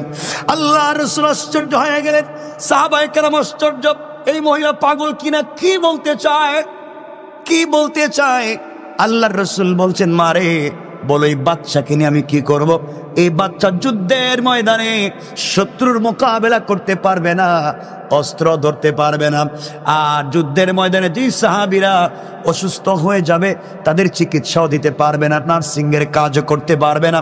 এই বাচ্চাকে নিয়ে তো আরো বিপদে, তাকে কুলে নিয়ে হাঁটতে হবে, একে নিয়ে আমি কি করব? মহিলা দাঁড়িয়ে গেলেন, চিৎকার করে বলছেন, ইয়া রাসূলুল্লাহ, আমি জানি আমার সন্তান যুদ্ধের ময়দানে অস্ত্র ধরতে পারবে না, এটা আমি জানি। আমার সন্তান কাফেরের মোকাবেলা করতে পারবে না তাও জানি, আমার সন্তান সেবা শুশ্রূষা করতেও পারবে না তাও জানি, কিন্তু ইয়া রাসূলুল্লাহ আপনাকে আমার জীবনের চাইতে বেশি ভালোবাসি। সবাই যখন দান করে আমার কিছুই ছিল না, এই জন্য আমি যাদের ফান্ডে সন্তানকে দিয়ে দিলাম। আপনি তো সাধারণ কোনো সেনা প্রধান না, যুদ্ধ হবে দূরে দূরে, আপনি মদিনায় বসে থাকবেন, আপনি এসি রুমে বসে বসে ঘুমাবেন, এমন তো হতে পারে না। ইয়া রাসূলুল্লাহ যুদ্ধ যেখানে হবে আপনিও তো সেখানে সাধারণ সৈনিকের সঙ্গে ছুটে যাবেন। কাফেরেরা আপনার বড় দুশ্মন, ওরা আপনাকে দেখলেই আপনার দিকে তীর মারবে, নেজা মারবে, বল্লম মারবে, ইট পাটকেল নিক্ষেপ করবে। ইয়া রাসূলুল্লাহ যেই দিক থেকে তীরগুলা বেশি আসবে ওই দিকে আমার সন্তানটাকে ঢাল বানাইয়া আপনি ধরে রাখবেন। তীরগুলো এসে আমার সন্তানের কলিজা বেদ করে পিছন দিকে বের হয়ে যাবে, আমার সন্তান চিৎকার করে শহীদ হয়ে যাবে, আর আমার সন্তানের শাহাদতের মাধ্যমে আমার কলিজার টুকরা বিশ্বনবী বেঁচে যাবে। এর চাইতে বড় পাওয়া পৃথিবীতে আর হতে পারে না। আল্লাহু আকবার বলে। শোনো মুসলমানেরা, আমাদের সোনালী অতীতগুলা কেমন। এই কথাটা শুনবার পরে কাফেরদের গোয়েন্দা এখানে ছিল, বাদশাকে রিপোর্ট করছে, বাদশাহ পুরা দুনিয়ার সেনাবাহিনী নিয়ে এদের বিরুদ্ধে যুদ্ধ করে জয়লাভ করতে পারবে না, কারণ তোমার সেনাবাহিনী যুদ্ধ করে যুদ্ধে জয়লাভ করলে প্রমোশন হবে না ডিমোশন হবে, বেতন বাড়বে কিনা। আর মুসলমানের সন্তানেরা প্রমোশন ডিমোশনের জন্য, বেতন বাড়াবার জন্য যুদ্ধ করে না, বরং তারা তাদের বন্ধু বিশ্বনবীকে ভালোবেসে কলিজার টুকরা সন্তানকে যুদ্ধের ফান্ডে দিয়ে দেয়। এদেরকে দুনিয়ার জমিনে যুদ্ধ করে হারানো যাবে না। আজ যদি এই মুসলমানের জাতি দাঁড়িয়ে যায়, আজ যদি এই সিংহের জাতি দাঁড়িয়ে যায়, এই বাংলাদেশের সার্বভৌমত্বের বিরুদ্ধে যারা হুমকি দেয়, উস্কানি দেয়, মিথ্যা কথা বলে, প্রোপাগান্ডা করে বাংলাদেশের বিরুদ্ধে, এই দেশের জওয়ানেরা আজও দাঁড়িয়ে গেলে পৃথিবীর কোনো কাফেরের ক্ষমতা নাই চোখ তুলে তাকাবা। এই কথা আমাদেরকে মনে রাখতে হবে। আমরা তো সেই জাতি, আজকে আমরা সিংহের জাতির থেকে ছাগলের জাতীয় বসে গেছি। আমার বন্ধুগণ, আমরা তো এমনই ছিলাম, আমরা এমনই থাকতে চাই। আমি এই কথাগুলো আজকের এখানে বলতে চাই না। মনে রাখবেন, যে যে দল করেন কোনো আপত্তি নেই, যার যা ভাল লাগে এটা আপনার পার্সোনাল ব্যাপার, করেন, কোনো আপত্তি নাই। কিন্তু বাংলাদেশটা সকলে, আমার আপনার সকলে, যে ছোট লোক বড় লোক সকলের এই দেশ, এই সজলা সুফলা শস্য শ্যামলা স্বচ্ছ সুপ্রজ্জ্বল সোনার বাংলাদেশ ৫৬,০০০ বর্গ মাইল, এটা আমাদের কলিজার টুকরা মানচিত্র। এর দিকে যদি কেউ চোখ তুলে তাকায় তার চোখ জায়গায় থাকবে না। আমরা তাদের অস্তিত্বকে বিলীন করে দিতে পারি। এজন্য তোমাকে আমাকেই সোচ্চার হতে হবে, দাঁড়াতে হবে। দেশটা আমাদের কলিজার টুকরা, এটা অংশ আমাদের। আমার বন্ধুগণ, এই জন্য আমাদেরকে দিন জিন্দা করতে হবে, দিলের ভিতরে দিনের প্রতি ভালোবাসা তৈরি করতে হবে। সাহাবায়ে কারাম যেমন করেছিলেন। আপনাদের কষ্ট হচ্ছে? কথাগুলো দিল দিয়ে শুনবেন, যে কথার দিকে নিয়ে যেতে চায়। আমাদের সাহাবীরা কেমন ছিলেন, রাসূল পাকের কলিজার টুকরা প্রিয় সাহাবী, আমাদের নেতৃস্থানীয় ব্যক্তিরা কেমন ছিলেন, সব যেন সোনালী অতীত হয়ে গিয়েছে। তারা ইনসাফ কায়েম করেছে।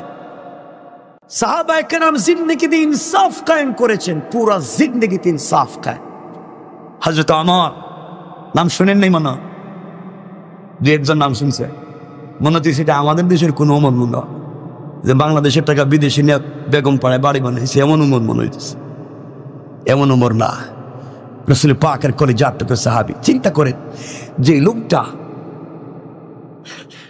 লোকটা পুরা দুনিয়ার সব থেকে বড় কুখ্যাত যোদ্ধাদের একজন হযরত ওমর, যার সামনে কেউ দাঁড়িয়ে কথা বলতো না, যারে ভয় পাইতো ডাইরেক্ট আবু জেহেল লিডারই করতো, কিন্তু ওমরের বড় ভয় পাইতো, কারণ অত কারো কথা শুনে না, হঠাৎ আবু জেহেলেরই মাইরে দিব। এই জন্য কোনো পরামর্শে বসলে আগে ওমরের সাথে কথা বলতো, কারণ এই যে আবু জেহেল আর ওমর দুজনের নাম কিন্তু ওমর। আল্লাহ বললেন না, একজনের নাম ওমর ইবনুল খাত্তাব, আর আরেকটার নাম ওমর ইবনুল হিশাম।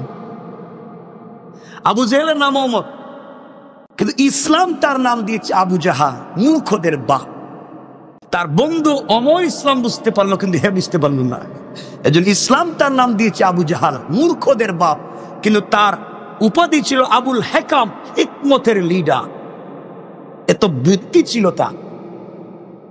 ইসলাম তার নাম দিয়েছে, বলেন না, আবু জাহাল, মূর্খদের বাপ। যে কথা বলতে চাইলাম, হযরত ওমর কি ইনসাফ কায়েম করতেন, যার নাম শুনলে আল্লাহ রসুল বলছেন, ওমর যদি তোমার নাম কোথাও শোনা যায়, যে শয়তানের লিডার, যেটা অরিজিনাল শয়তান, যেটা ডাইরেক্ট তোমার দেখলেই রাস্তা ছেড়ে চলে যায় না, আলহামদুলিল্লাহ আরো পরে কইয়া আল্লাহু আকবার বলেন। রাসূল পাক ইসলাম একদিন মসজিদ থেকে সালাত পড়ে বাইরে হইছেন, খুব দ্রুত হাঁটতেছেন, সামনে দেখেন শয়তান আসতেছে, একবারে টাটকা, যেটা নির্ভেজাল, একবার ফরমালিন ছাড়া অরিজিনাল যে শয়তানটা, মেইন শয়তান, মানুষের সুরত দিয়ে আইতেছে, অরিজিনালটা। নবীজি বলে, যাক আসুক, আজকে কারে ধোঁকা দিতে যায় একটু দেখি, একটু কথাবার্তা বল। অরিজিনাল শয়তান যেটা, যে আজাজিল ছিল, সে আসতেছে। নবীজি দেখলেন সেও আসে, রসুলের দ্রুত গতিতে আসতেছে। রসুল তো নিচের দিকে তাকায় হাঁটতেছে। কিছু দূর হাঁটার পরের দিকে শয়তানটা দেখা যায় না, অন্য রাস্তা দিয়ে শুধু দৌড়তেছে, দৌড়তেছে। আর দৌড়ে কেন দেখলাম আমার দিকে আসতেছে, এবং দৌড়ে কেন, আশেপাশে তো কিচ্ছু দেখা যায় না। নবীজি বললেন, শয়তান দৌড়াস কেন? পিছনে একটু তাকান, পিছনে দেখেন। নবীজি পিছন দিকে তাকায়া দেখেন হযরত ওমর আসতেছেন। ওমর, আল্লাহু আকবার বললেন না? আমাদের একজন লিডার ছিলেন, আমাদের একজন নেতা ছিলেন হযরত ওমর, যাকে দেখলে শুধু দুনিয়ার কাফেররা ভয় পাইতো না, শয়তান তাদের লিডারও রাস্তা ছেড়ে দিত। ওমরের শুধু যে শয়তান ডরাইতো এটা না, আমাদের রসুলের স্ত্রী, আমাদের মা যারা ছিলেন, আম্মা জান, এরাও ওমরে ডরাইতো। রসুলরে কোনো জিনিস বলবার আগে বলতো, ইয়া রাসূলুল্লাহ, ওমর যেন না জানে, তাহলে বেজার লাগিয়ে দেব। সকল স্ত্রীর একদিন রসুলকে ধরছেন, ইয়া রাসূলুল্লাহ, আমাদের খাবারটা একটু বাড়াইয়া দেন। আর আপনি যেদিন আয়েশার ঘরে থাকেন, ওই দিন সাহাবীরা বেশি বেশি হাদিয়া তুফা পাঠায়, আমাদের ঘরে থাকলে কম পাঠায়, আপনি বলে দিবেন সবার ঘরে সমান দিতে। নবীজি বলেন, কে হাত দিয়ে দিব, কে দিব এটা কিন্তু আমি জানি না। কার ঘরে থাকলে দিবে না দেবে আমি তো জানি না, কারণ কারে কি বলতাম, কয় না আপনি বলা লাগবে, আপনি বলা লাগবে আমাদেরকে সমান করে, সবার ঘরে যেন সমান করে হাদিয়া দেয়। নবীজি বলেন, আমি তো পারবো না। নবীজির মেয়ে হযরতে ওমরের মেয়ে হাফসাও ছিলেন, তিনি বলছেন, ইয়া রাসূলুল্লাহ, আমরা সবাই কিন্তু ঐক্যবদ্ধ, আমাদের কথা শুনতে হবে। হঠাৎ রসুল শুনেন দরজাকে সালাম দিতেছে। নবীজি বুঝলেন হযরত ওমর, দরজা খুলে দিলেন, পিছনে তাকিয়ে দেখেন স্ত্রী একজনও নাই, সব ভিতরে। ওমর এসে বলছেন, ইয়া রাসূলুল্লাহ, আমি কার কথা শুনলাম? আমার মেয়ে। ভিতর থেকে মেয়ে বলতেছেন, আম্মা জান হাফসা, বাবা আমি কিছু কই নাই, আমরা কিছু কই নাই, রসুল যা দিবে তাতেও রাজি। ওমর বলছেন, ইয়া রাসূলুল্লাহ, এরা যদি উল্টা পাল্টা করে সব একসাথে তালাক দেন। আল্লাহ আপনার জন্য এর চাইতে ভালো ভালো নারী দুনিয়া রেখে দিয়েছেন, আল্লাহু আকবার। ভিতর থেকে আম্মা জানেরা বলছেন, ইয়া রাসূলুল্লাহ, আমাদের কিচ্ছু দরকার নাই, যা আছে তা না দিলেও চলবে। কিন্তু ওমরের কথা আপনি শুনলেন না। তো ওমর তো এমন ছিলেন, আমাদের লিডার তো এমনই ছিল। হযরত ওমর ফারুক তেমন ছিলেন। মদিনার মসজিদে জুমার খুতবা দিচ্ছেন ওমর। একদিন জুমার খুতবা, হঠাৎ করে জুমার মিম্বরে দাঁড়িয়ে বলছেন, ইয়া সারিয়া আল জাবা, ও সারিয়া, পাহাড়ের দিকে তাকাও, পাহাড়ের দিকে যাও, উপত্যকার দিকে নয়, পাহাড়ের দিকে যাও। সাহাবায়ে কেরাম মসজিদের মুসল্লিরা চিন্তায় পড়ে গেল, ব্যাপার কি? ওমর খুতবা দিতেছে, খুতবার আগে পরে কোনো অংশের সাথে সারিয়ার সম্পর্ক নাই। সারিয়া আজ থেকে কতদিন আগে পারস্যের বিরুদ্ধে যুদ্ধে চলে গেছে। সারিয়া বলে ওমর চিৎকার করে কেন? খুতবা শেষ হলো, ওমরকে জিজ্ঞাসা করা হলো, ওমর, সারিয়া বলে চিৎকার করেন কেন? ওমর বললেন, সারিয়া তো যুদ্ধে মদিনার থেকে 800, 1000, 1200, 1400 মাইল দূরে। কত দূরে? 1200, 1400 মাইল দূরে যুদ্ধ করেন হযরতে সারিয়া। আর ওমর মদিনায়। টেলিফোন ছিল, টেলিফোনের লাইন ছিল। ওমর বলতেছেন, আমি দেখলাম সারিয়া যুদ্ধের ময়দানে কোন দিকে যাবে চিন্তায় পড়ে গিয়েছে, পাহাড়ের দিকে না উপত্যকার দিকে। আমি দেখলাম কাফেরেরা সারিয়াকে তার সমস্ত বাহিনীকে ঘিরে ফেলতেছে মেরে ফেলবার জন্য। ওই জন্য আমি চিৎকার করে বলছি, সারিয়া পাহাড়ের দিকে উঠো। সাহাবায়ে কেরাম কয়েকজন চিন্তা করে দেখেন তো, পাগলামির তো একটা লাইন, 1400 মাইল দূরে যুদ্ধ করে আর উনি মদিনার মিম্বরে চিৎকার করে। আচ্ছা 1400 মাইল দূর কি আওয়াজ যাওয়ার কথা? আপনারা তো আসতে বললেন, বলেন না যাবে, সাধারণ নিয়ম অনুযায়ী যাওয়ার কথা না। মদিনার মানুষ চিন্তা করলো দূর, যা কইছে তো কইছে, আমরা একটু পরীক্ষা করে দেখি, কয়েকদিন পরে তো সারিয়া যদি সত্যি বিজয় লাভ করে তো আসবে। কিছুদিন পরে হযরতে সারিয়া বিজয়ী বেশে মদিনায় আসতেছেন। মদিনার উপকণ্ঠে সমস্ত মদিনার মানুষ অভ্যর্থনা জানাইতেছে আর ডাক দিয়ে বলতে, সারিয়া এটা সত্য কথা বলো তো, অমুক তারিখের অমুক জুমাবার তোমরা কি কোনো উমরের কথা শুনছো? সারিয়া বলছেন, কসম রব্বে পাকের সাথে, ওই দিন তো আমরা পরাজয় বরণ করতাম, আমরা তো একবারে পরাজয়ের মুখে চলে গিয়েছিলাম। এমন সময় হযরতে ওমরের গর্জন চিৎকার শুনে আমরা পাহাড়ের দিকে গিয়েছি এবং যুদ্ধে জয় লাভ করেছি। আল্লাহু আকবার জুড়ে বলেন। আমাদের লিডার কেমন ছিলেন, আল্লাহ তার আওয়াজকে কত দূর পৌঁছে দিয়েছে। কথায় কথা চলে আসে তো, হযরত ওমর এমন এক ব্যক্তি, ওমর তো এমন এক ব্যক্তি, রাতে কে কি স্বপ্নে দেখে ওমর দিনে বলতে পারে। বিশ্বাস হয় না? আসতে বললেন, বিশ্বাস হয় না? কথা তো বলছিলাম বলবো, কিন্তু আমাদের সময় কমে গেছে, মোটামুটি 15 হয়ে গেছে, সময় কমে যাচ্ছে না? আমার বন্ধুগণ কথাগুলো দিল দিয়ে শুনেন। এবার কি বলতে চাই, ওমর কেমন ব্যক্তি ছিলেন ওই কথাটা বলবার জন্য আপনাদেরকে বলতে চাই, মনোযোগ দিয়ে শোনেন। হযরতে আলী রাদিয়াল্লাহু তাআলা আনহু ওমরের খেলাফত কালে একদিন গভীর রাত্রে স্বপ্নে দেখে,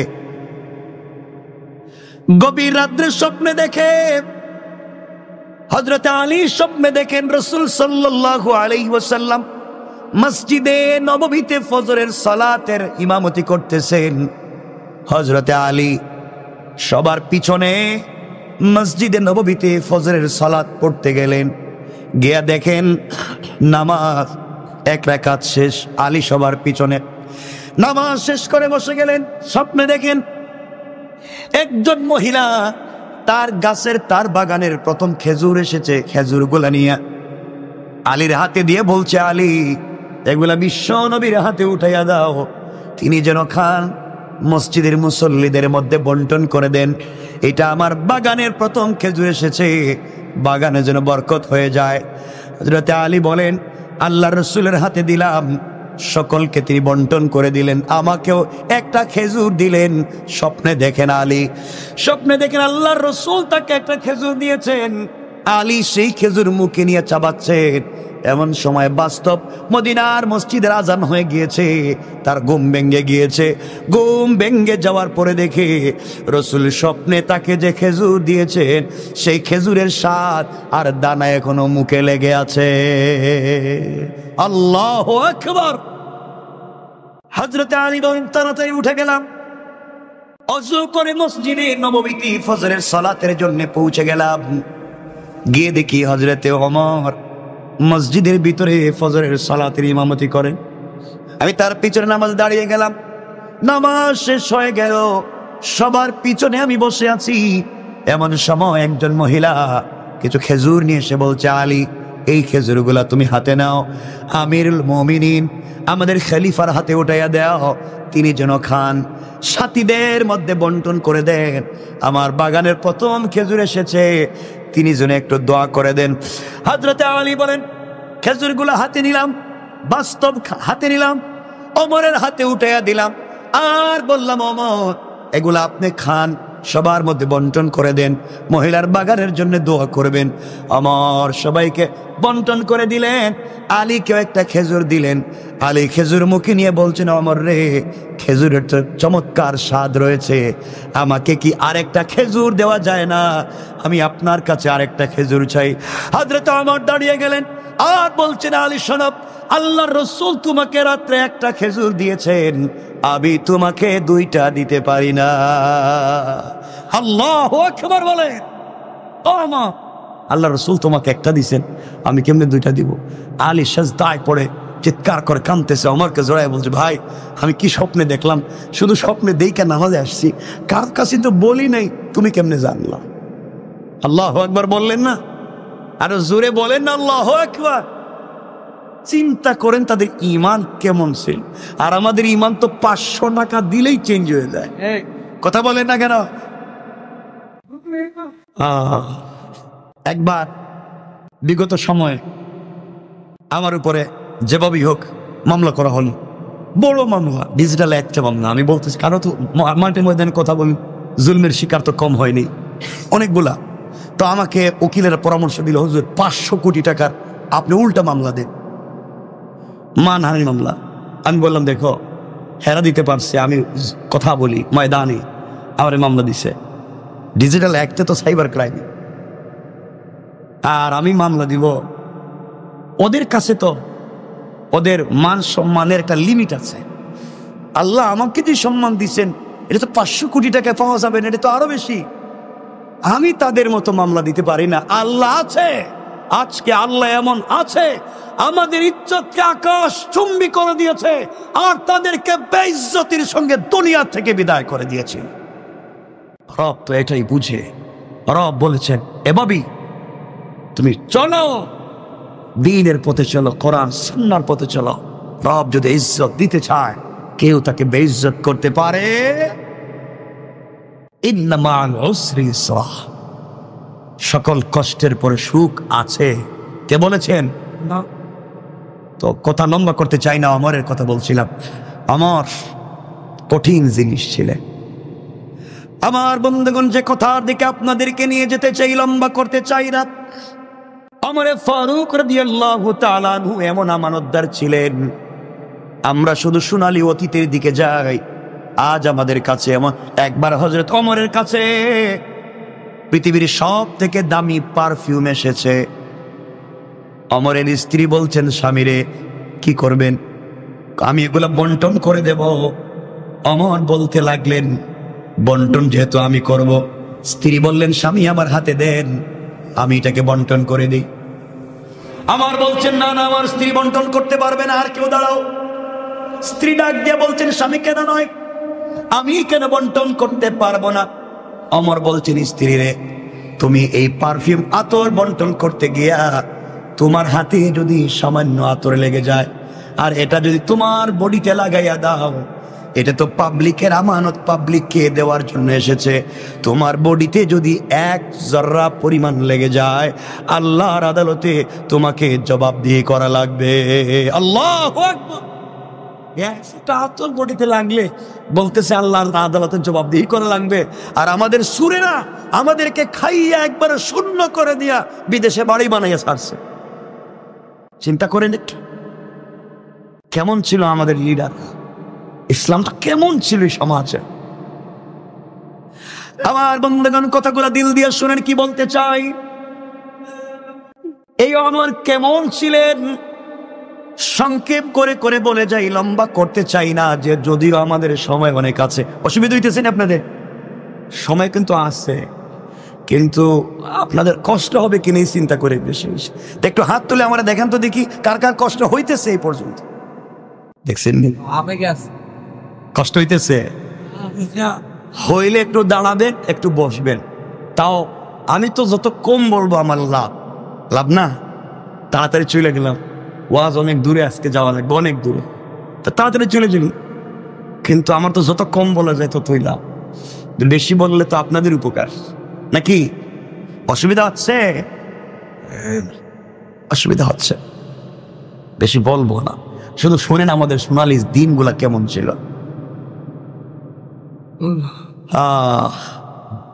1 মিনিটে ঘটনা বলছি না, আমাদের সোনালী অতীত এমন ছিল। সাহাবায়ে কেরাম যুদ্ধে গেছেন, আরব থেকে আজমে আফ্রিকা গিয়া শুনেন, মুসলমানরা কয়েকশো আর কাফেররা 10 থেকে 50,000। লিডারের কাছে এসে বলছেন, লিডার, যার বিরুদ্ধে যুদ্ধ করতে আইছি হেরা তো কয়েক হাজার, আমরা যে কয়েকশো, ওরা তো পিষে আমাদেরকে মেরে ফেলবে। তিনি বলছেন, আমার সাথে আসো, নদীর পাড়ে আসো। নদীর পাড়ে এসে যেই নৌকা দিয়া, যেই জাহাজ দিয়া ওই পারে গেছিলেন, সবগুলো আগুন ধরে ওরা নাকি আপনি জ্বালাইয়া দিতেছেন কে? জ্বালাইয়া দিলাম এই জন্য তোমরা ভয় পাচ্ছ। ওরা শত শত লাখ লাখ হাজার হাজার, আমরা কয়েকশো, ওদের বিরুদ্ধে পারবো না, এই জন্য জ্বালাইয়া দিলাম। যুদ্ধ যদি আরম্ভ হয় তোমরা এই নৌকা দিয়ে পলায়ন করতে পারো।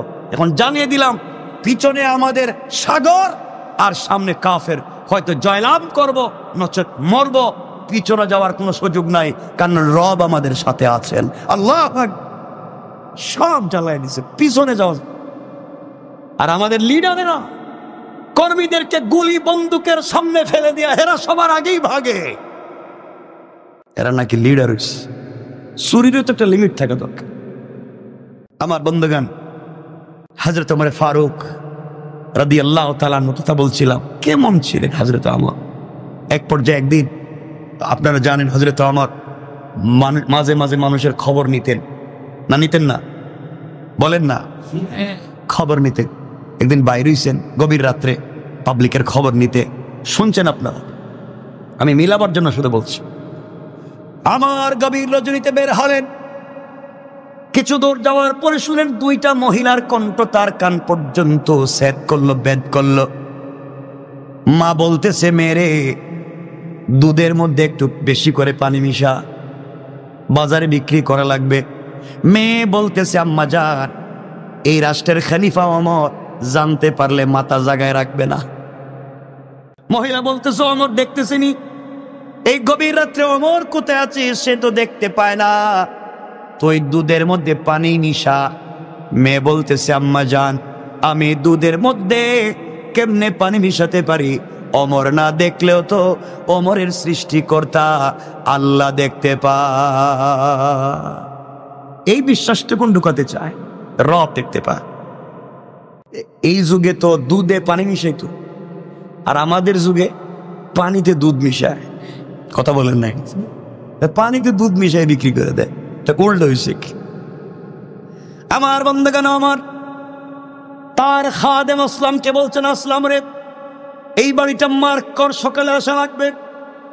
আসলাম বাড়িটাকে মার্ক করে রাখলেন। ফজরের সালাতের পরে হযরত ওমর তার সন্তানকে বলছে, সন্তান আয় এখানে এক জায়গায় যাই। আব্বা কই যাইবেন? কই তোরে বিয়া করামু। আল্লাহু আকবার বললেন না? আরে ওর তো জানেন, বাংলাদেশের লিডারের কথা কই না, পুরা পৃথিবীর অর্ধেকের লিডার। আল্লাহু আকবার বলেন। পুরা পৃথিবীর অর্ধেক, যার রাজ্যে সূর্য ডুবে না, এই ওমরের কথা বলতেছি। সকালবেলা ছেলেরে কয়, আয় তোর বিয়ে করাবো। আব্বা আমার আবার কইলি কয় আস না। যাইতে যাইতে গভীর রাত্রে মরুভূমির সেই ভাঙ্গা ঝুপড়ি ঘরের দরজায় পৌঁছে গিয়েছেন। দরজা নক করে বলছেন, বলেন না এই ঘরের ভিতরে কে আছেন? মহিলা বের হয়েছে। জিজ্ঞেস করলেন, গতকালকে আপনারা দুধ আর পানি নিয়ে যে কথা বলছেন সব আমি শুনছি, আমি ওমর। মহিলা বলছে, হুজুর ভুল হয়ে গেছে, শুধু মাথাটা জায়গায় রাখেন। ভুল হয়ে গেছে, ভুল করে ফেলেছি, মাথাটা ঠিক রাখেন, আর কিছু দরকার নাই। আমার বলছেন, মাথা ঠিক থাকবে কিনা পরে দেখবো, বলো তোমার মেয়েটা কোথায়? হুজুর মেয়েটারও মাইরেন না, আমারে মাইরে ফেলা। মেয়ে ভুল করে নাই, মেয়ে তো আমারে বুঝাইছিল, ভালো কথা আমি শুনি নাই। আমার বলছেন, মেয়েটাকে নিয়ে আসো। মেয়েটা বের হয়ে বলল, খলিফাতুল মুসলিমিন দুষ্টা, কারণ আমাদেরকে ক্ষমা করে দিন, ভুল হয়েছে। আমার তার মাকে বলছেন, মা শুনেন, আপনার মেয়েকে কি বিয়ে দিছেন? কয় না, এখনো বিয়ে দিতে পারিনি, গরিব মানুষ, ঝুপড়ি ঘর, আমরা মরুভূমিতে দুধ বিক্রি করে থাকি, আমার মেয়েকে কে বিয়ে করবে? আমার বললেন, আমার ছেলে আব্দুর রহমানকে নিয়ে এসেছি, আপনার মেয়েটাকে আমার ছেলের জন্য নিতে চাই। আল্লাহু আকবার বলেন। আমার ছেলের জন্য আপনার মেয়েকে বলেন কি? আপনি খলিফা, অর্ধ দুনিয়ার খলিফা, আর আমি দুধ বিক্রি করে দুধে পানি মিশে এমন একটা মেয়েকে, এমন একটা মেয়েকে আপনি নেবেন? আমার বলছেন, দেখো তোমার মেয়ের যে আমানতদারি কালকে রাত্রে আমি চিন্তা করে পাই নাই, সে তো তুমি দুধে পানি মিশাবার কথা বলছো, মেয়ে তো মিশাই নাই। আমার ভয় দেখিয়েছে, শেষ পর্যন্ত আল্লাহর ভয় দেখিয়েছে। যেই মেয়ের ভিতরে অন্ধকার রাত্রে আল্লাহর ভয় থাকে, তার চাইতে ভদ্র ভালো মেয়ে আর হতে পারে না। এই মেয়েটাই আমার দরকার। এই মেয়ের বংশ থেকেই জন্ম নিয়েছিলেন এই পৃথিবীর বড় একজন খলিফা ওমর ইবনে আব্দুল আজিজ। আল্লাহু আকবার বলেন। আলোচনার শুরুতেই বলছিলাম, পরিবার যদি সুন্দর হয়, ঘর যদি সুন্দর হয়, এমন সন্তান জন্ম নিতে পারে। আজকাল আমাদের পরিবারগুলো সুন্দর না, এই জন্য আমার সন্তানগুলাও জন্ম নিচ্ছে না। এই জন্য এমন দরকার আছে না নাই? আছে না নাই? একজন খলিফা, খলিফা বুঝতেছেন নি আপনারা? অর্ধ জাহানের খলিফা, সুপার পাওয়ার। এই হযরত ওমরের কথা বললাম, তারা সম্পত্তি জমাও করতেন না, গণনাও করতেন না। শুনেন, ওমর ফারুক রাদিয়াল্লাহু তাআলা আনহু আরেকদিন রজনীতে বের হয়েছেন, তার সঙ্গে তার খাদেম আসলাম। গভীর রজনীতে পৌঁছে গেলেন এক ঝুপড়ি ঘরে। দূর থেকে শুনতে পান ছোট্ট ছোট্ট বাচ্চারা চিৎকার করে কাঁদতেছে আর বলছে, আম্মা জান, আপনি কি আমাদেরকে না খাওয়াইয়া মেরে ফেলবেন? আস্তে আস্তে করে ওমর পৌঁছে গেলেন, গিয়ে দেখেন একজন মহিলা চুলার মধ্যে কি যেন রান্না করে, বাচ্চাগুলা কান্দে। জিজ্ঞেস করলেন, কে মা তুমি? চুলার মধ্যে কি জাল দাও? আমার কোলে দেখে চুলার মধ্যে কিছুই নাই, শুধু একটু পাতিলের মধ্যে পানি গরম করে। কেন তুমি এগুলা করো? মহিলা ডাক দিয়ে বলছে, যুবক, কে তোমাকে চিনতে পারলাম না। আমি কেন গরম করি এই ফয়সালা আল্লাহ করবেন কিয়ামতের দিনে আমার আর ওমরের মাঝখানে। আল্লাহু আকবার বলুন। ওমর চিন্তা করে আমার সামনে দাঁড়ায় রইছে, আমার ফয়সালা করবো আল্লাহ। ওমর তো ভয় পেয়ে গেছেন, কই কি আমি কি করলাম? কি হয়েছে মা? এই রাজ্যে আমি থাকি, ওমরের রাজ্যের খলিফা, আল্লাহর রাসূল তাকে আমানত দিয়েছেন নাগরিকের খবর নেওয়ার জন্যে। ওমর গ্রামেও আসল না, এই রাস্তাগুলা ধুলিবালিতে মরে যায়, একদিন খবর নিল না। আমার বাচ্চাগুলা প্রতিদিন না খেয়ে কান্না করে করে রাত্রে ঘুমাইয়া যায়, আর আমি এইভাবে পানি গরম করতে থাকি। খাবার হচ্ছে হচ্ছে দেখে যেন সন্তানগুলা ঘুমাইয়া যায়, এইভাবে ধোঁকা দিয়ে দিয়ে সন্তানগুলার রাত কাটাইয়া দেই। আমি তাদেরকে কোনো খাবার দিতে পারলাম না। ওমর এই রাজ্যের খলিফা আজ পর্যন্ত খবর নিল না। এই জন্য আল্লাহর কাছে বিচার দিয়ে রাখলাম, ওই ওমর আর আমার মধ্যখানে কিয়ামতের দিন ফয়সালা হবে। আমার নিজেকে সামনে রাখতে পারলেন না, হাউমাউ করে কাঁদতে লাগলেন। কিছু দূর এসে বালির মধ্যে সিজদায় পড়ে কান্না করে ডাক দিয়ে বলেছে, আল্লাহ, এই মহিলা কি আমি আবার ব্যাক করা পর্যন্ত হায়াত দেও, আমি যেন যেতে পারি। বাইতুল মালে আসলেন, রাষ্ট্রীয় কোষাগারের দরওয়াজা খুললেন। আসলামকে বলছেন, আসলাম রে, এখান থেকে আটার বস্তাগুলো আমার কাঁধে উঠাইয়া দে। আমার অর্ধ জাহানের খলিফা আসলাম বস্তাগুলা, আটা বস্তাগুলা আমার কাঁধে উঠাইয়া দে, জবের বস্তাগুলা আমার কাঁধে উঠাইয়া দে, কিছু সবজি দে, কিছু জিনিস দে। আসলাম বলছে, খলিফাতুল মুসলিমিন, আমিরুল মুমিনিন, আমি তো খেদমতের জন্য আপনার দরবারে হাজির, আপনার কাঁধে কেন উঠাবে?